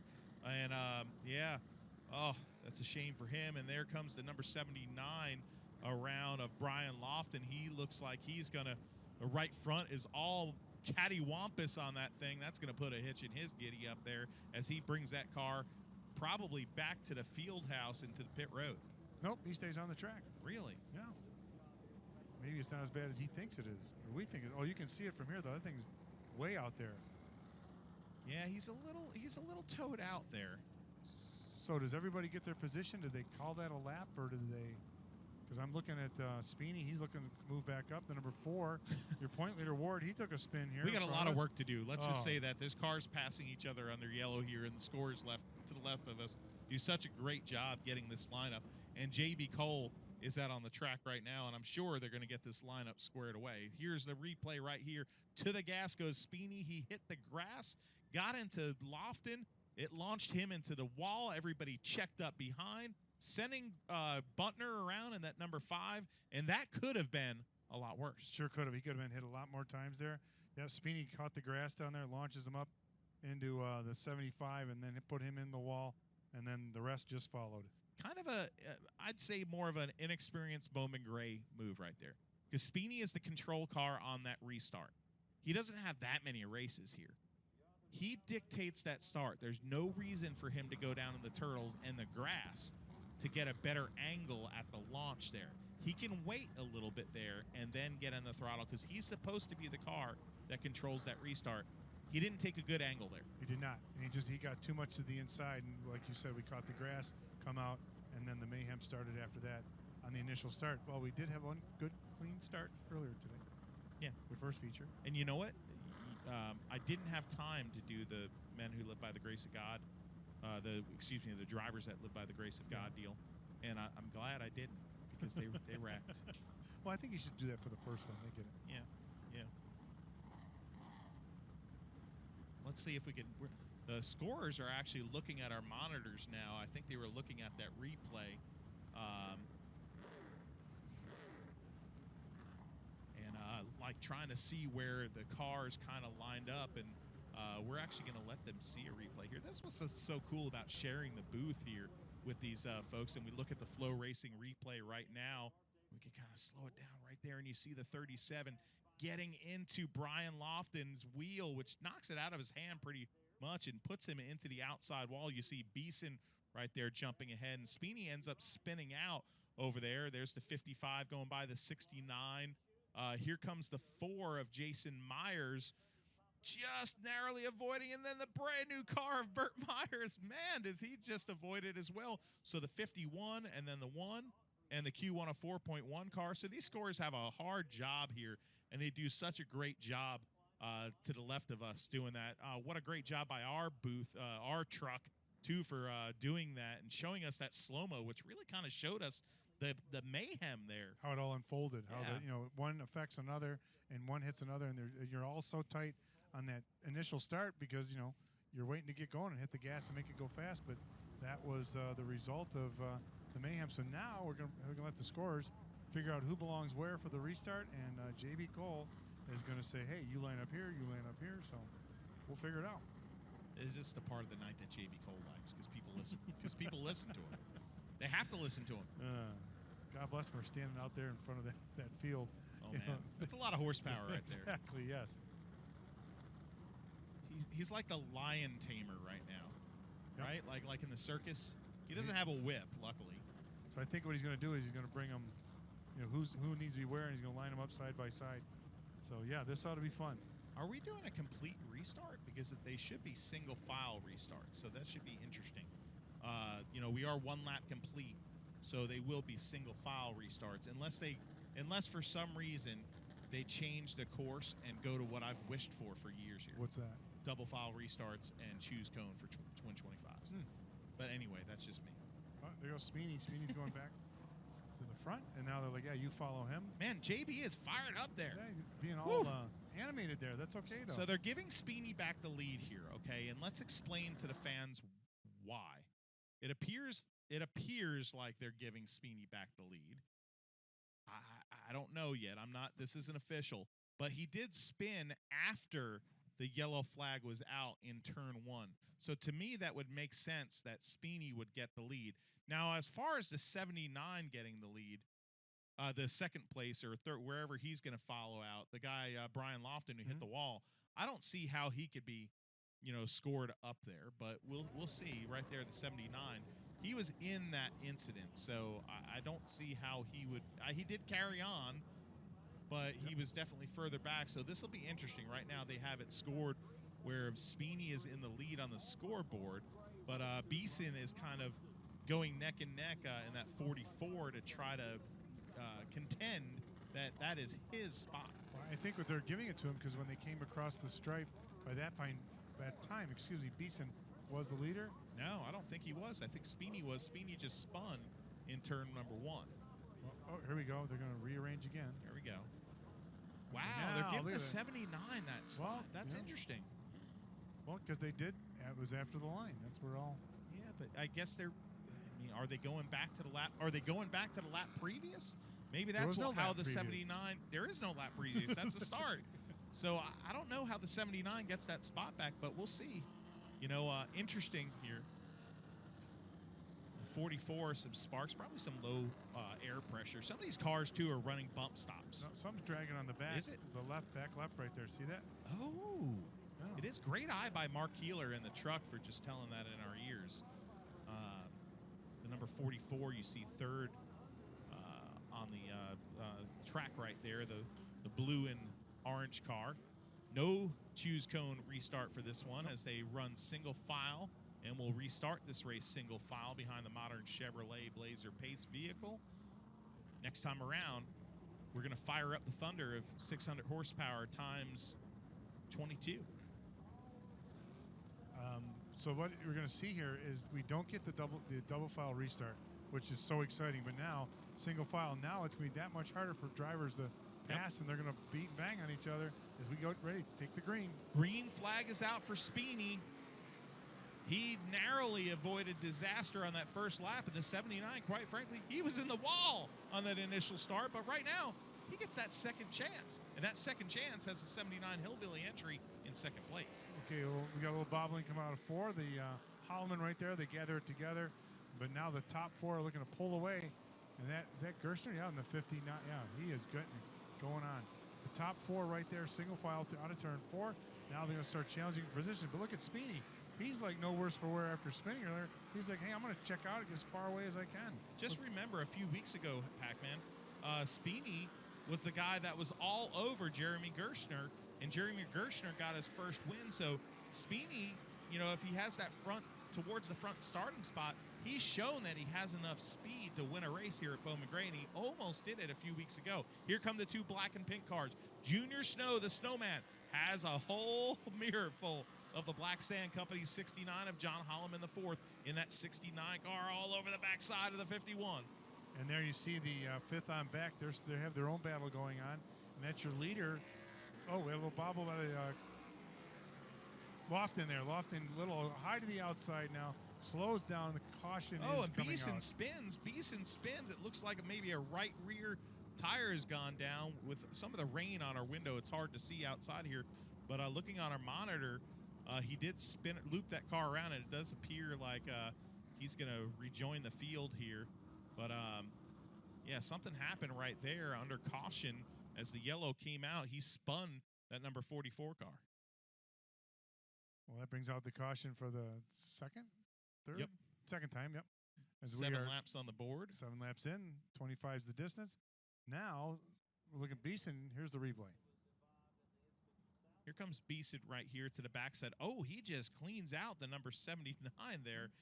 Heavy contact to the backside of Brian Lofton. And then he just pushes super high there and then gets in the marbles and spins out. But look at this shot right here to the back bumper. That's some serious business right when you're getting on the throttle. But he saved it, though, so congrats to Lofton there. He got both hands on the wheel and said, oh, boy. But he hung on to it now as they go off in there. Yeah, Beeson goes way up on the track. Brian Lofton getting a chance in that car tonight because Zach Brewer, the Arcadia, North Carolina driver, in an incident last week, hurt his hand, hurt his wrist. He said it's not broken, but he literally cannot grip anything right now. So Brian Lofton filling in that Hillbilly Racing entry tonight. And he say, hey, man, take care of my car. He goes, oh, I will, don't worry. And this is what we've seen so far in the first 7 laps. Brian Lofton is a veteran of the Modified Wars, regionally here, a multi-time winner in the Southern Modified Tour that NASCAR ran for several years, and has competed at Bowman Gray Stadium regularly at different times and throughout his career. So his young son is actually racing in a crate modified 602 crate car at North Wilkesboro next Tuesday and Wednesday. Very good. Well, you got all the stats and info today, don't you? Yeah, Carson, you know, I think Carson's like 13 or 14, but very, very mature for his age. And it'd be great to see him develop and see how he develops into a modified driver. Well, this is the place to do it, because if you can win here and you can race here and do a good job, then that means you are a darn good driver. Here we go. Lights are off on the pace vehicle. It pulls off to the inside. It'll be single file for the restart as they come through turns 3 and 4. Speedy, Lofton, green flag, 7 laps in. Lofton has trouble getting to the throttle right there and has Beeson all over him, checking up behind him. That'll stack up the field behind him while Speedy tries to pull away, but as we wind down the laps, look at Gerstner. He's running 4th. He knows how to win here. We saw him do it a couple weeks ago. This could be a good spot for Jeremy Gerstner here, sitting in 5th position from Wesley Chapel, Florida. You know, Beeson is having a career run right now in 3rd position, and the 55 right now has a good opportunity. Spinning to the infield goes the Snowman as he takes out a cone. Yellow flag is out for Junior Snow. So that started coming out of turn 4 with him and Holloman, and he got him once or twice, and coming out of 4, he kind of finished off the move to spin him there. Glad you saw that, because I didn't. But all I know is he's got that Best Driving Academy and the cone stuck underneath, and that's a snapshot right there. Oh, he just myrtleized that cone. Oh, myrtleized. Back to life it comes. Oh, took out another one. Boy, what the Lord. cone? Boy, creaming the cones tonight. You know, myrtleized. I like Myrtleized. that. Myrtleized. It's Stole like that pulverizing and murdering at the same time. I stole it from Bugs Bunny. Okay, he's coming to the backside of John Holloman. Possibly maybe some contact. Oh, totally. There, yeah, so I didn't get to see it. So interesting to see Junior Snow is Now he's not trying to happy. chase. Yeah, now he's going to dump him back. There you go. He has spun John Holloman and made severe Now they contact hooked- to his now they're- car. And that damaged the left front wheel of Junior Snow's car. He is not happy. The former baseball player is now out of his car. Dumb move. Why are you getting out of your car when there's all these cars out there? What do you think you're going to beat up the car? Jeez. He's mad. He's like, I'm fine. Here comes the cops. Yeah, he tore his car up there, even worse. Now we have to get the tow truck to get him out of there. He might be able to. No, I don't think he's getting that fired. I think Oh, he's you're going back No, in. He's going back in. I mean, he definitely did make some severe contact with the left front of that car when he dumped him there. Probably not the smartest way to exact your revenge. He could have spun him and gotten out of the throttle there, but he laid into it and definitely made some contact to that left front tire. I'm sure he'll be now, because that's under caution, he'll probably be asked to leave the facility. Oh, it'd be cool. Let's look at the Flow Racing replay, and we can kind of see what happens. To the right of your screen, the contact from Holloman. Oh, that was some hard contact So there. that's what I saw. So when he was doing that, and then coming out of the 4, then he spun him right through. He finished him off. So that started in 3 and 4 because I was kind of watching it. So And I then don't he blame finished- Junior then, because it's not okay. That first contact, he let him save it, Yes, but then he did it again. right. Those guys pit near each other too. Well, the cars look alike. I thought they were teammates. No, they're No. not teammates. So but right they do here, pit watch. 2 spots away Right. from each other. Watch right here. Right Oh, there. Wait, no, you'll Oh. see. Yeah, so right there you saw that Junior Snow. Yeah, I mean, I guess if I was Junior Snow, I'd be angry too, but Okay. maybe not that angry. Here's my deal. It's okay to be angry. I get it. It's hot. You're racing. You want points. But to go back and get him in turns 3 and 4 like that, and then to get out of the car, to me, that is not the smartest thing in the world. Nope. I'm just as a former track promoter, you did that at Lancaster Speedway. You got out of the car, was 1 week, made contact with another one, that was 2 weeks off. You had, and you were not allowed in the pits, but you could sit in the stands and watch your fellow drivers run. That was the biggest punishment of all. Oh, I just can't stand it. As you can tell. Sorry. Slightly. Okay. I love your passion, man. Well, it's passion. It's about Passion. safety. We're Here we even go. passionate up here in the booth. They don't have a Lights. bunch of guys just sitting up here with a microphone that don't care about it. That's for sure. Green flag is back out. Speeny to the lab pedal, and I'll tell you what, he's got a big advantage going into turn 1 and coming out of turn number 2. Here they go down the back straightaway. Speeny trying to hold off. Lofton still hanging on to second. But right now you have Beeson behind him and Gerstner behind him, who has won here before, as they are running in the top 4 and the top 5. It's all single file. Single file, you see the biggest battle on the track right now is not for the lead. It's for second place. Brian Lofton's car isn't handling the greatest. I think that right front tire is towed out. It looked like it was all messed up. And then when I drove by, it really wasn't that damaged. It just looks like possibly some tow issue on that race car. But Beeson is all over the backside of that 79 right now. And while they're doing that, Speeny's getting out to a bigger and bigger lead. Lofton, give him credit, he's still hanging on there. But I think Beeson at one point real soon here is going to say, okay, enough of this, because he wants to take away second. Beeson's got to be careful, though. He was a little aggressive on the back bumper there and almost left his entry and exit vulnerable to the inside. And right behind him is the Flying Floridian, Jeremy Gerstner. And right behind them is the point leader of Brandon Ward with 10 laps to go here at Bowman Gray Stadium for the second modified feature of the night. Second modified feature of the night, and so far, well, this part of the race has been a little calm as you see them drive those 600 horsepower beast over the infield turtles right there in the light gray part of the racetrack, trying to get some grip off the corner right there for some of those machines. You're looking at the battle for second right now with the number 79 black machine for Brian Lofton. Daniel Beeson in the blue and orange number 44 behind him, and the Jerry Hunt Supercenter cars right behind him, as we only have like 7 laps to go. Math. 7 laps to go. Sports, math. They come out of turn 4. Now, as they go down the back straightaway, Speeney has that good lead. He's out of the picture of this. But now you can see Lofton, Beeson, and Gerstner all battling out. Brandon Ward, he's looking for some racing room as well. But the good news for him is that Tim Brown, the guy who's in second in points, he's about 5 positions back. Yeah, that's not good for Tim Brown in his quest for the championship right now. Brandon Ward having a steady run right there in that Q104.1 car in the 5th position right now. So that's a good spot to be in. Well, they're coming up on lap traffic here. Let's see if it's going to be a factor as they come out with 4 laps to go as they come out of turn 4. And we'll keep an eye on here. You got 2nd and 3rd place. The 3rd and 4th place battling now as Beeson's falling a little bit back. And Gerstner's trying to get around him with Brandon Ward trying to watch. See what happens. Here comes lap traffic. Brandon Ward's not going to press the issue right here because his spotters most likely telling him, hey, you've got a few spots on Tim Brown right here, but if he can pick up another one without risking his car, that would be huge. 2 to go at the line, and Brian Lofton has caught the 37 of Dan Speeney. Well, that lap traffic did become a factor here, so now it brings Speeney has to look in his rearview mirror and find Lofton right there. We're coming to white flag right now. The action is on. Speeney gets to the throttle, and boy, that car has drive off of the corner. Here they come out of turn 2. Oh, he's opening up as much lead as he can. He sees that checkered flag out of the left side of his eyes, and he comes over on turn 4. Dan Speeney, first-time winner at historic Bowman Gray Stadium. The Pennsylvania driver does it. Good for him. Now he adds his name to the history books here. We've talked about so much history tonight, and now he can go home and say, I won at Bowman Gray, man. That's awesome.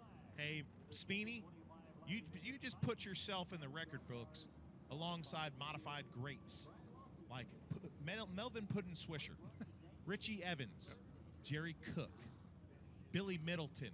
Let's see, you could think of so many. Robert Jeffries. You could think of Tim Brown and the present day guys. So many. Satch Worley. This place is modified racing in the South. And this northerner from Pennsylvania adds his name to that list. And every week they could come here and open up that souvenir program. And Dan Speeney's name will forever be etched as a winner at Bowman Gray. When he gets here next week, he goes, I got a program. I only have 10. I'll take them all. Great to see Speeney. This guy has a passion for modified racing, and he pulls that former Brian Dowsett chassis, old Dozer as we called him, but Dowsett chassis into victory lane. Great to see. Let's go down to victory lane, and let's hear it. First-time winner. 37 this evening, the second 25-lap event for the Brad's Golf Car Modifieds.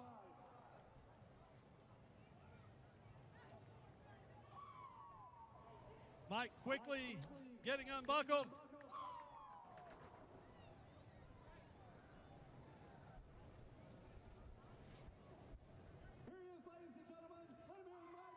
Your winner, Mike. We hate to shortchange you. We know that this is your first victory ever here at the stadium, but we got to get you over to the Carolina Wood Floors Winter Circle. We've got some more racing to get in tonight. Absolutely. I'd just like to thank my family, my mom, my dad, my brother Danny, all my guys, Austin, James, Dylan, Pops. So this is awesome. I want to shout out to Shooting Targets USA. All you gun lovers out there, go ahead to shootingtargetsusa.com and get your targets. Once again, big shout out to Mike Speeney, winner of the second 25-lap event for the Brad's Golf Car Modifieds, his first victory ever. Well, it's tough here at Bowman Gray, and it's tough to keep track of the Speeney brothers because the whole night we thought it was Dan Speeney. It said it on the sheet.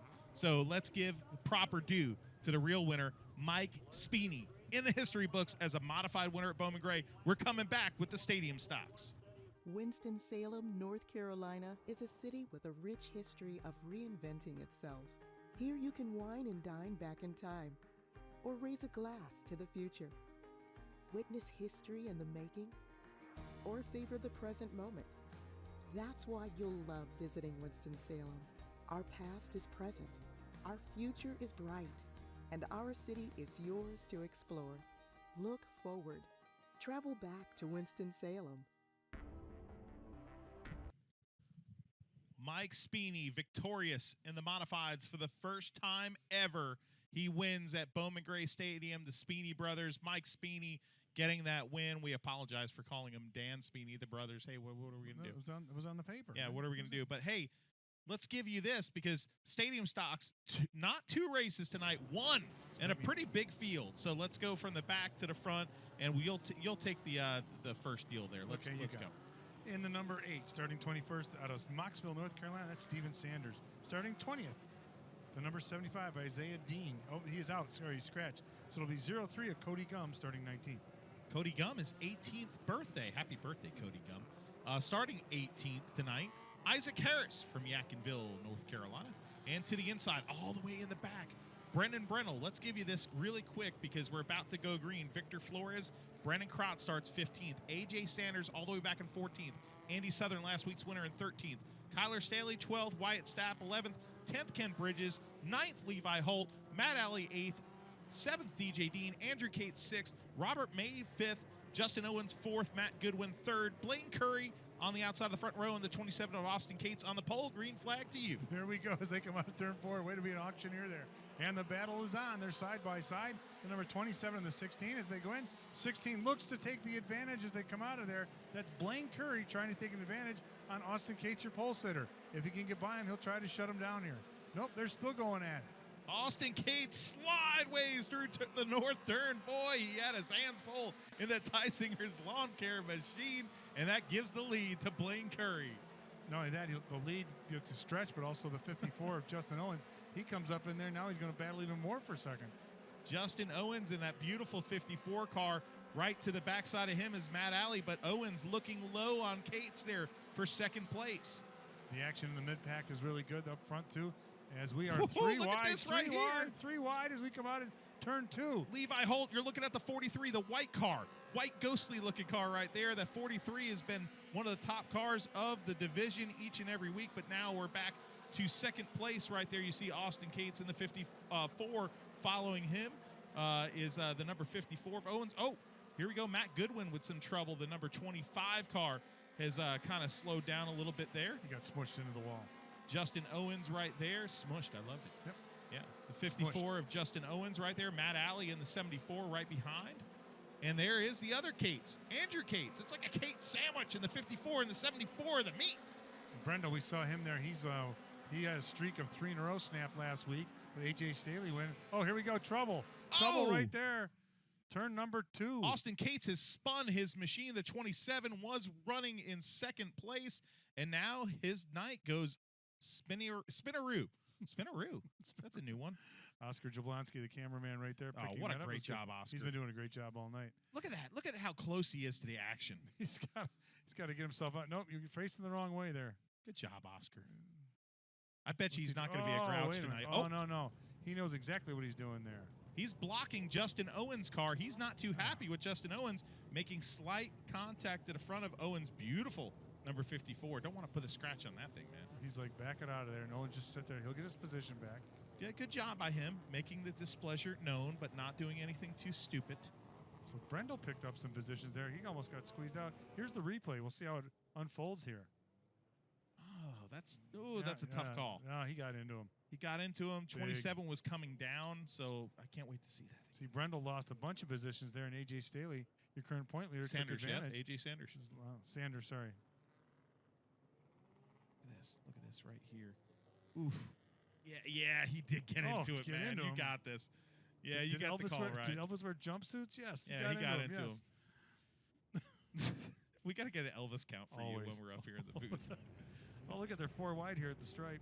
Oh, wow. This is interesting. Matt Alley is like, no, I'm getting scored up there. Matt Alley should get the second spot. That's a great job at the scores. Just drop the green. Oh, there comes Cates to the backside of 54 of Justin Owens. He's really not happy. I wouldn't want, You know what? Someone's got to stop. Yeah, okay. Now we got to reset the lineup. I love J.B. Cole is shaking his head right there. Now they're trying to let him know who's the next. It's like being in a playground. A.J. Sanders, he's looking to get up there. Yeah, they're 5 wide right there. He's trying to figure out who goes where. These guys are like, I belong there, yeah.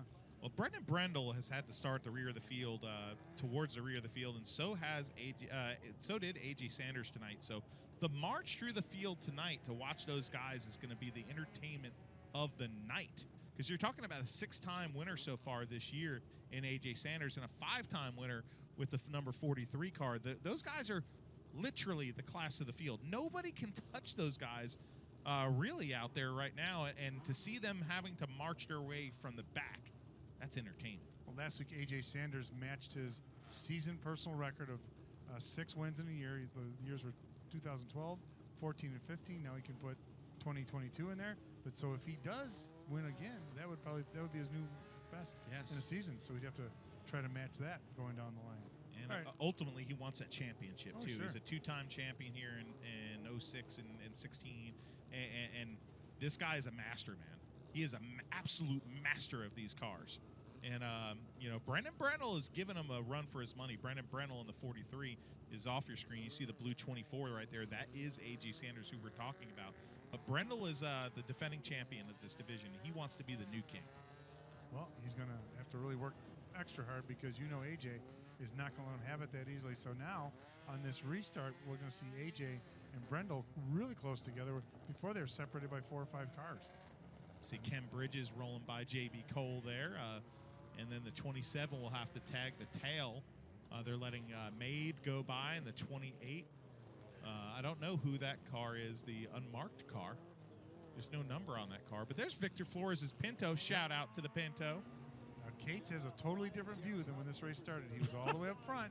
Now he's all the way in the back. Justin Owens will restart second in that beautiful number 54 car. Great run for Matt Alley tonight, sitting in the 3rd position. And, of course, Andy Southern in the 17. Southern won last week. That was great to see. I was in Pocono, and I got to watch the replay on Flow. Of course you did. Little jumbled ups. What are we doing here? We double file, single file, both? Depends who you talk to. Yeah. It looks like a Jackson Pollock coming to the green. Everything's all over the place, but whatever. They'll sort it out. Green flag for Blaine Curry. He don't care. They have 15 laps to do that. I'm going to be curious to watch AJ and the 43 come from the back. You see him just on the right of your screen there. That's going to be the story of the night, to watch them. But right now, a great battle ensuing for the 3rd position right now. Matt Alley on the inside. But here comes last week's winner, Andy Southern, on the outside. That number 17's holding strong right there to the outside. Andy Southern, here we go. Levi Holt gets into the backside of Cates, and Cates with the save. Saves it. Nice job. Now the battle's on for 5th between the 17 and the 59. As you see, they enter turns 1 and 2 there. They're still side by side. Scrolling around, here comes Brendel. He makes contact with him. He's got his right front hooked up on him. And look at this. Sanders gets right into the backside of him, gives him a shove, says, hey, man, if you're going to play those games, I'm going to take it. And Brendel, you can see the right front there, suffers a little bit of damage. Wow, that was amazing. And just in front of them right there, you see Harris in the 59 coming in, passing the 54, and now put him into the 3rd spot. Lap 10 is down. The 43 cleans out the 17. Southern goes around. Yellow flag is out, buddy. And he took a cone with him. These poor innocent cones get beat up every night. What did that cone ever do to you? Right on. But now, with Brendel there, he got caught up and almost slowed down there. And now with Sanders in the number 24, he was giving a shove there. But now, right now, the caution's out. You see the 17 sitting there. We have 4 laps to go in this feature event for the always exciting, always entertaining Stadium Stocks. As here comes the replay. It would have been nice if this was green for more laps, but look at this. Oh, yeah. Wow, Southern got a little loose, but Brendel, man, he finished him off. He helped him out. He helped him out there. He's like, oh, you're getting loose? Let me help you out. Last week we saw that 17 car. The 17 car has gotten into the 43 under caution. The 17 car has gotten into the 43 under caution. And, well, there's the replay of right there what the 43 of Brendan Brendel did to him, and under caution. Wait a minute. Now. Oh, look at this. Now the 43 has gotten into Justin Owens, and now the 17 gets into Brendel. They're wrecking here under yellow. They're caught together. Brendan Brendel going for the points championship in 2nd place in points. Now Southern is, he is ticked off and into him. Look at this car. That was a really nice thing. His right front, his right rear is almost, is it flat? Yes, it is. The 43, look at that. 2nd place in points, is going to have to come to the service of his crew. Wow. serious. You know what? You're going for a championship. Is it worth it? You got to think big picture. You got to think big picture. If he loses the championship, you can just look. He can watch this race replay on Flow Sports Group. That was the moment where I screwed up. Yeah, this is going to be huge right here because there's only 4 laps to go in this race. And right now, A.J. Sanders, 1, 2, 3, 4, sits in 5th. Okay, so this could be the turning point of the season here that you're watching on Flow Sports at Bowman Gray for these stadium stocks. Right now, let's reset the field here. Blaine Curry in the lead. Second place, Matt Alley. Isaac Harris, the son of Rock Harris, in third. In fourth, Justin Owens to 54. The great A.J. Sanders is in fifth. Wyatt Sapp in sixth position. Andrew Cates, and then DJ Dean and Kyler Staley. Round out your top 10. Oh, okay. Let's see what we can get Was out of that this 10? Did I really get 10? Sure. I nailed it? Sure. Cool. Yep.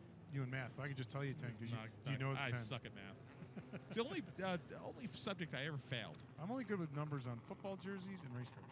Yeah, me too. Or hockey jerseys, too. Oh, yeah. Oh, yeah. All of a sudden, it turned into a Kool-Aid, man. I was thinking Slim Jim. Oh, snap it to a Slim Jim. My former neighbor, Randy Savage. Oh, really? Yeah, down in Treasure Island, Florida. Oh, well, Brendan Brendel has rejoined the field. Let's see what he does here. Brendan Brendel has rejoined the field in the Infinity Assurance Lindley Plumbing number 43 with a lot of damage on it, but a new right rear tire, and he is going to be a hard charger for 4 laps, and let's see how many spots he can make up. Is it worth it to him? It is. Every I'm sorry. point, every was position it worth it is. to him? No, well, he was also the victim of some yellow flag shenanigans. It wasn't all him. I get it. But So, this I point of mean, the year, you're going for a championship. The This flat point- was caused by somebody else wrecking into him. I get that. You know? But it started somewhere because he started doing what he did. Yeah.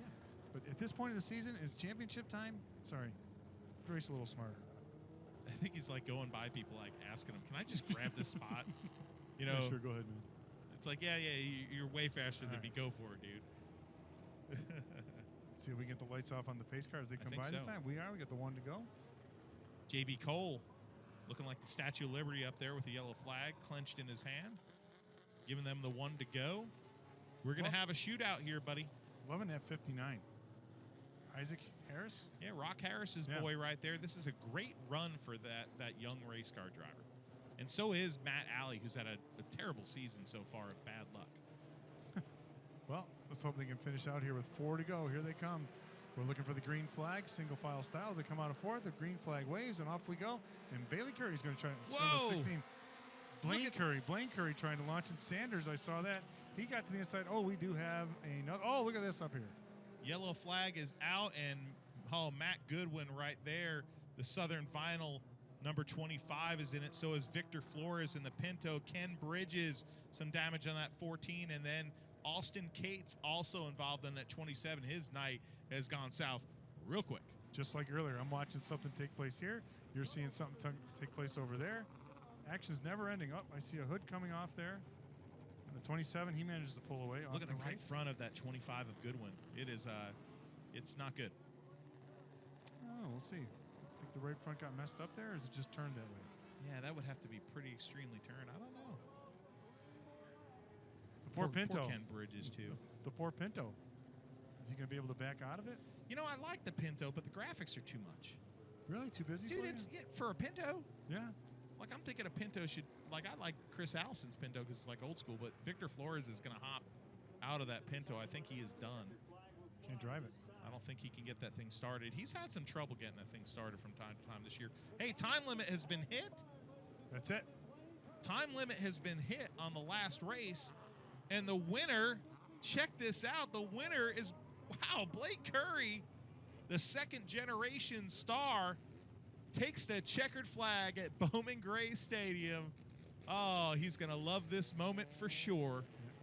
When they put the W in their column, they don't put an asterisk saying it was a time you timed it out. They, his fellow competitors allowed him to do that right there to take that win. Yeah, I'd watch out for this field right here because I'm sure there's some rain coming down right now. That's what we're seeing in those lights right there.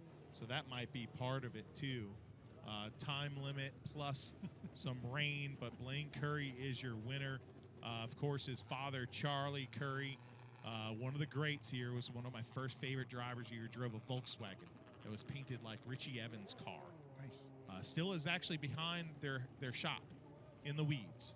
So, but Blaine Curry right now, Charlie Curry, a 3-time champion, 34-time winner, and now holding the checkered flag for his 3rd time is Blaine Curry. Good for him. Hey, he did what he had to do. He took it out front, kept it out front, kept it out of trouble, unlike some of his fellow competitors, and he's bringing his car home in one piece with a trophy and a checkered flag, and probably a nice little check too.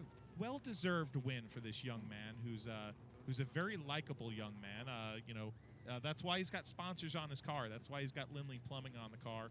And you know what's really cool too is seeing him go to his crew right there and hand the checkered flag. His father, you see him in the pits every week. The great Charlie Curry, still working on those cars and building those cars. I think he has the checkered flag. And is it Charlie with the checkered flag? That's great. But it's a pleasure to sit in their pit area and talk to that family. They're just a great group of people. Let's go down trackside to Randy Pulliam.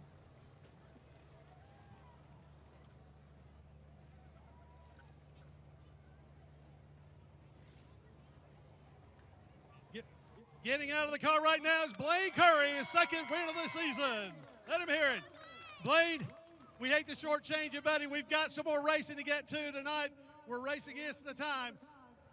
I know it's all good. I ain't good at talking on the mic anyway. I would like to thank my sponsors. Greg Butcher Trucking, Everhart Lawn Care, Wayland General Enterprises, Birds Excavation, Lindley Plumbing, John Baker Plumbing, Sass Seeding, and Infinity Insurance. Congratulations to Blaine Curry. He'll take a walk over to the Carolina Wood Floors Winner's Circle for his 2nd win of the season.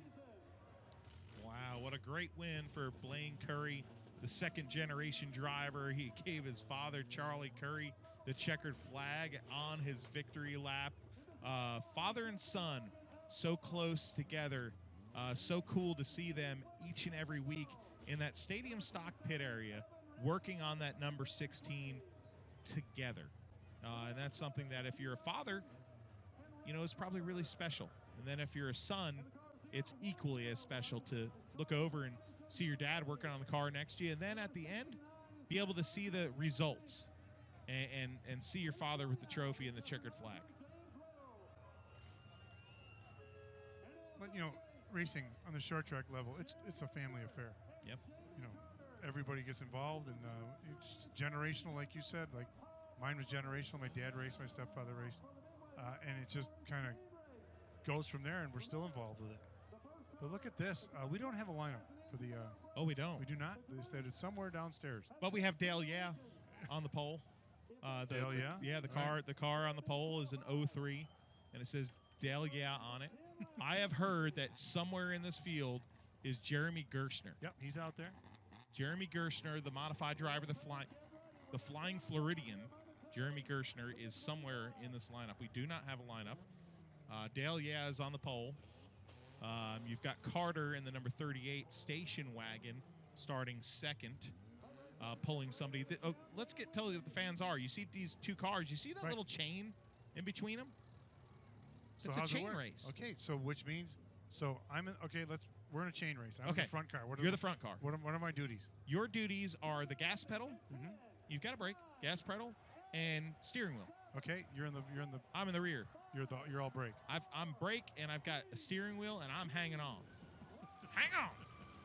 Well, guess what? Green flag is out. Let's start. Here we go. Here we go. One of the great moments in motorsports history. 3 wide. These champions, these gladiators, these athletes barrel through turn number 2. These crazy people that put on a helmet and jumped in this chain race. Look at that's the 49 and 98. Trouble! Squirgly! That's the problem there. They get sideways. Your front car can take off and dragging you right there. Oh, the and track also, is a little wet. Look at the sheen on it right now, and the leader is Look at sideways. those Who's the lead car? Just pull him around like Whiplash! Dale, Dale, no! Look at this. They're wrecking into the infield. New leader emerges on the outside as there's a buffet of cars in the infield grass. Oh, my gosh. They're going to try to separate that. Now he's like, back up. Oh. You can't.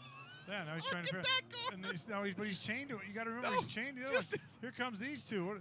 Battle for the lead is on. Oh, my God. There's carnage afoot everywhere. SX Savage is in the lead.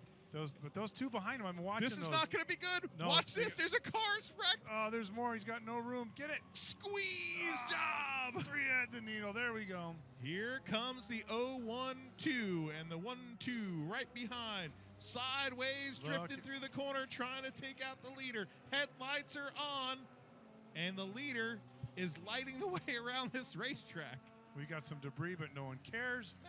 There we go. Well, I'll tell you what, they're really smooth out there. Last time we were here in the chain race, we saw a brawl and a body slam, yes, of wrestling proportion, and a near riot. And so far tonight, we're not. There is an inflatable doll in turn 1 and 2. Oh, there's an inflatable person hanging out the right side of a car that just wrecked. Okay. Oh, Lord. That car that's wrecked, the silver one on the outside, has an inflatable person. That might have been the distraction. I just got distracted by it. I've never seen an inflatable person hanging out of a car before. So these two here, it says student and trusted. Oh. So we're going to figure out they are currently leading. Yep. Everyone else is kind of making their way around. These guys right here, the LXX FJB, which is talking about JB Cole, of course. Here comes the 0112. Is the 0112 in the lead? Because I thought the cars in front of it were. I thought I think the student, those are the leaders right student there. And trusted, yeah. Student Joe, and trusted. Who Joe is and River, that's who it is. So that's what we're making that. Uh-oh, lap traffic. Oh, yeah. Better figure out because he's the guy's being behind. very studious. There you go. Ah. So They don't like JB Cole, it appears. Yeah. Oh, the 01. Oh, 101. the block. Getting up there, causing a little mayhem. The Dale cars are right there. Oh, Dale, yeah, is back. Dale, yes. Dale, no. Yeah, there are Dale no again. Dale, no go. Oh, there's just, what is going on I here? know. These guys have been smooth here in the second. They have been. They're Now, the only ones. I keep wanting to say first, second, third, and Where's fourth. the inflatable person? It's first. Where's the? Okay, Yeah, you okay. look at the lead here. Okay, yeah, I'm going to watch this inflatable person. They're in turn 3. You go I find just your want new to see friend. the inflatable person. There we go. We found him for you. Oh, here we go. Let's watch, folks, as the inflatable now there's person comes body by. part. The car with the hood up. You can't see, so he's looking out the right side window. There he is. He can't see because the hood's up, and he's got himself a ride right there going into turn 3. Battle for the lead right here. Yes, we are right on the front straightaway. Here we go. The second place, they're going to go to the inside. They have lap traffic in front of them. Let's see, Student River Joe and Trusted Joe, Student whatever. Now they are battling out for this lead. They're not taking this lightly. The 0112, whatever, 112, I don't know. Oh, boy, he gets on the turtles there now. Oh, hang on. And he dumps them. Nope, Oh, that's pulls tough. them straight. Pulls That's them straight. tough. There you go. And they're good again. And White they lose flag the is lead. coming up. He's got the lead. Wow. The 01 now has the lead. And they're coming up on your favorite Oh. cars. Well, the second place car just wrecked on the front stretch. Did That's they? why. Oh. I think they're done. Oopsie. And Well- yeah, he's going to wave hi to his inflatable friend as he's trying to make Well, it wait through a minute. 2 more The turns. leaders are caught up with some lap traffic there. Turn into a demo derby going forward. The inflatable person's like, don't take the glory Oh, from me. there goes a Get out of the way, bumper. bumper. I think there we go. Here There comes comes your the winners. 01. There's your winners. Wow. What an incredible feat of athleticism to race around a track with a hood up and sticking out the right side of the vehicle. Somebody had to blow him up earlier today, so that's incredible. But, kudos to the 012 and the 12 right there for just accomplishing a feat that's just respected so highly in the motorsports world. Exactly. Now he is a victor in the wonderful and prestigious sport of chain racing. But I don't think you're going to see that in the history annals here at Bowman Gray. Oh, we got a burnout here. He's going to drive through the smoke, just like Harry said. You could drive through it. I know it. I know it in my heart. Good move. They're avoiding it. Yeah, Nice job. that would have been really theatric, though. I would have. Slow-mo music. I would have loved it. Yeah, like you're already producing it. All right, there's your winner. Oh, that's the inflatable person doing the burnout. How does he do it for the right side? That's incredible. I'm sorry, but that is one of the funniest things I've seen. The guy's driving with his hood off, an inflatable human. I can tell. Yeah. This is Bowman Gray. Are we gonna do a? We're gonna do a. Well, let's track? go down there. Here we go. Come on. Let's The hear from him. winners of your Midway Mobile Storage Chain Race this evening. Was that fun or what? It's always fun over here. This is what we're talking about. There's some cars here tonight. This was fun. Thank you. Thank you. Once again, your winners, Charlie Payne and JoJo Grady. winners of your Midway Mobile Storage chain race for this evening. All right there. What a night of That's racing. Justin Long and Adam. Oops, sorry. What a night of racing there. Topped off in one heck of a way as we look at Bowman Gray. As the rain starts to come down, we're going to wrap things up really quick. It was great to see Blaine Curry get that win. Great to see a first-time winner with Mike Speeney. Some great moments tonight. What was your big takeaway there, buddy? I just think the modifieds, the sportsmen, that 100-lapper and Amber Lynn, had that fast car, and it was great. The modified features were good again. And I just think the racing action here was great for Bowman Gray. I just love coming here and everything. And as always, working with you, and let's thank the guys in the truck, our cameramen, everyone who made it all possible. Back in Matt Strickner, back in race control. Matt Strickner. We brought the big dog in tonight. Yeah, Mark Keeler, Seth Bowman in the truck, Cam, Zach Evans, Larry Mervin, Justin Mincy texting us with a few stats every once in a while at his brother's wedding. Don't do that, Mincy. Come on, man. Enjoy the cake. Higgy, everybody back at the tower, everybody with Flow Sports who puts these great broadcasts on at short track sprinkled across America. We're so blessed to live in a world where we can watch short track racing on TV, on our tablets, on our mobile devices. But folks, this is Bowman Gray Stadium. We're going to be here a few more times. I think we have 4 more weeks left, or 3 more or 4 more weeks left of racing here at Bowman Gray. It culminates on August 20th, but every Saturday night, 7:50 p.m. Eastern Standard Time, come join the great circus that is known as the Madhouse. I will not be here next week with you. I'll be in the famous Bonneville Salt Flats with my garage shop gang. We got 234 Ford Roadsters, so you'll have fun. So I won't know if I'll be able to see you out there, but I'm looking forward to going back on the salt. All right, those veterans. That's pretty cool, man. Oh, speaking of salt, let's not get our staff salty, and let's get them dry and safe here. I'm your host, Matthew Dillner. As for Tim Packman and the whole Flow Racing crew, we thank you for watching tonight. And until next time, we'll see you at the races.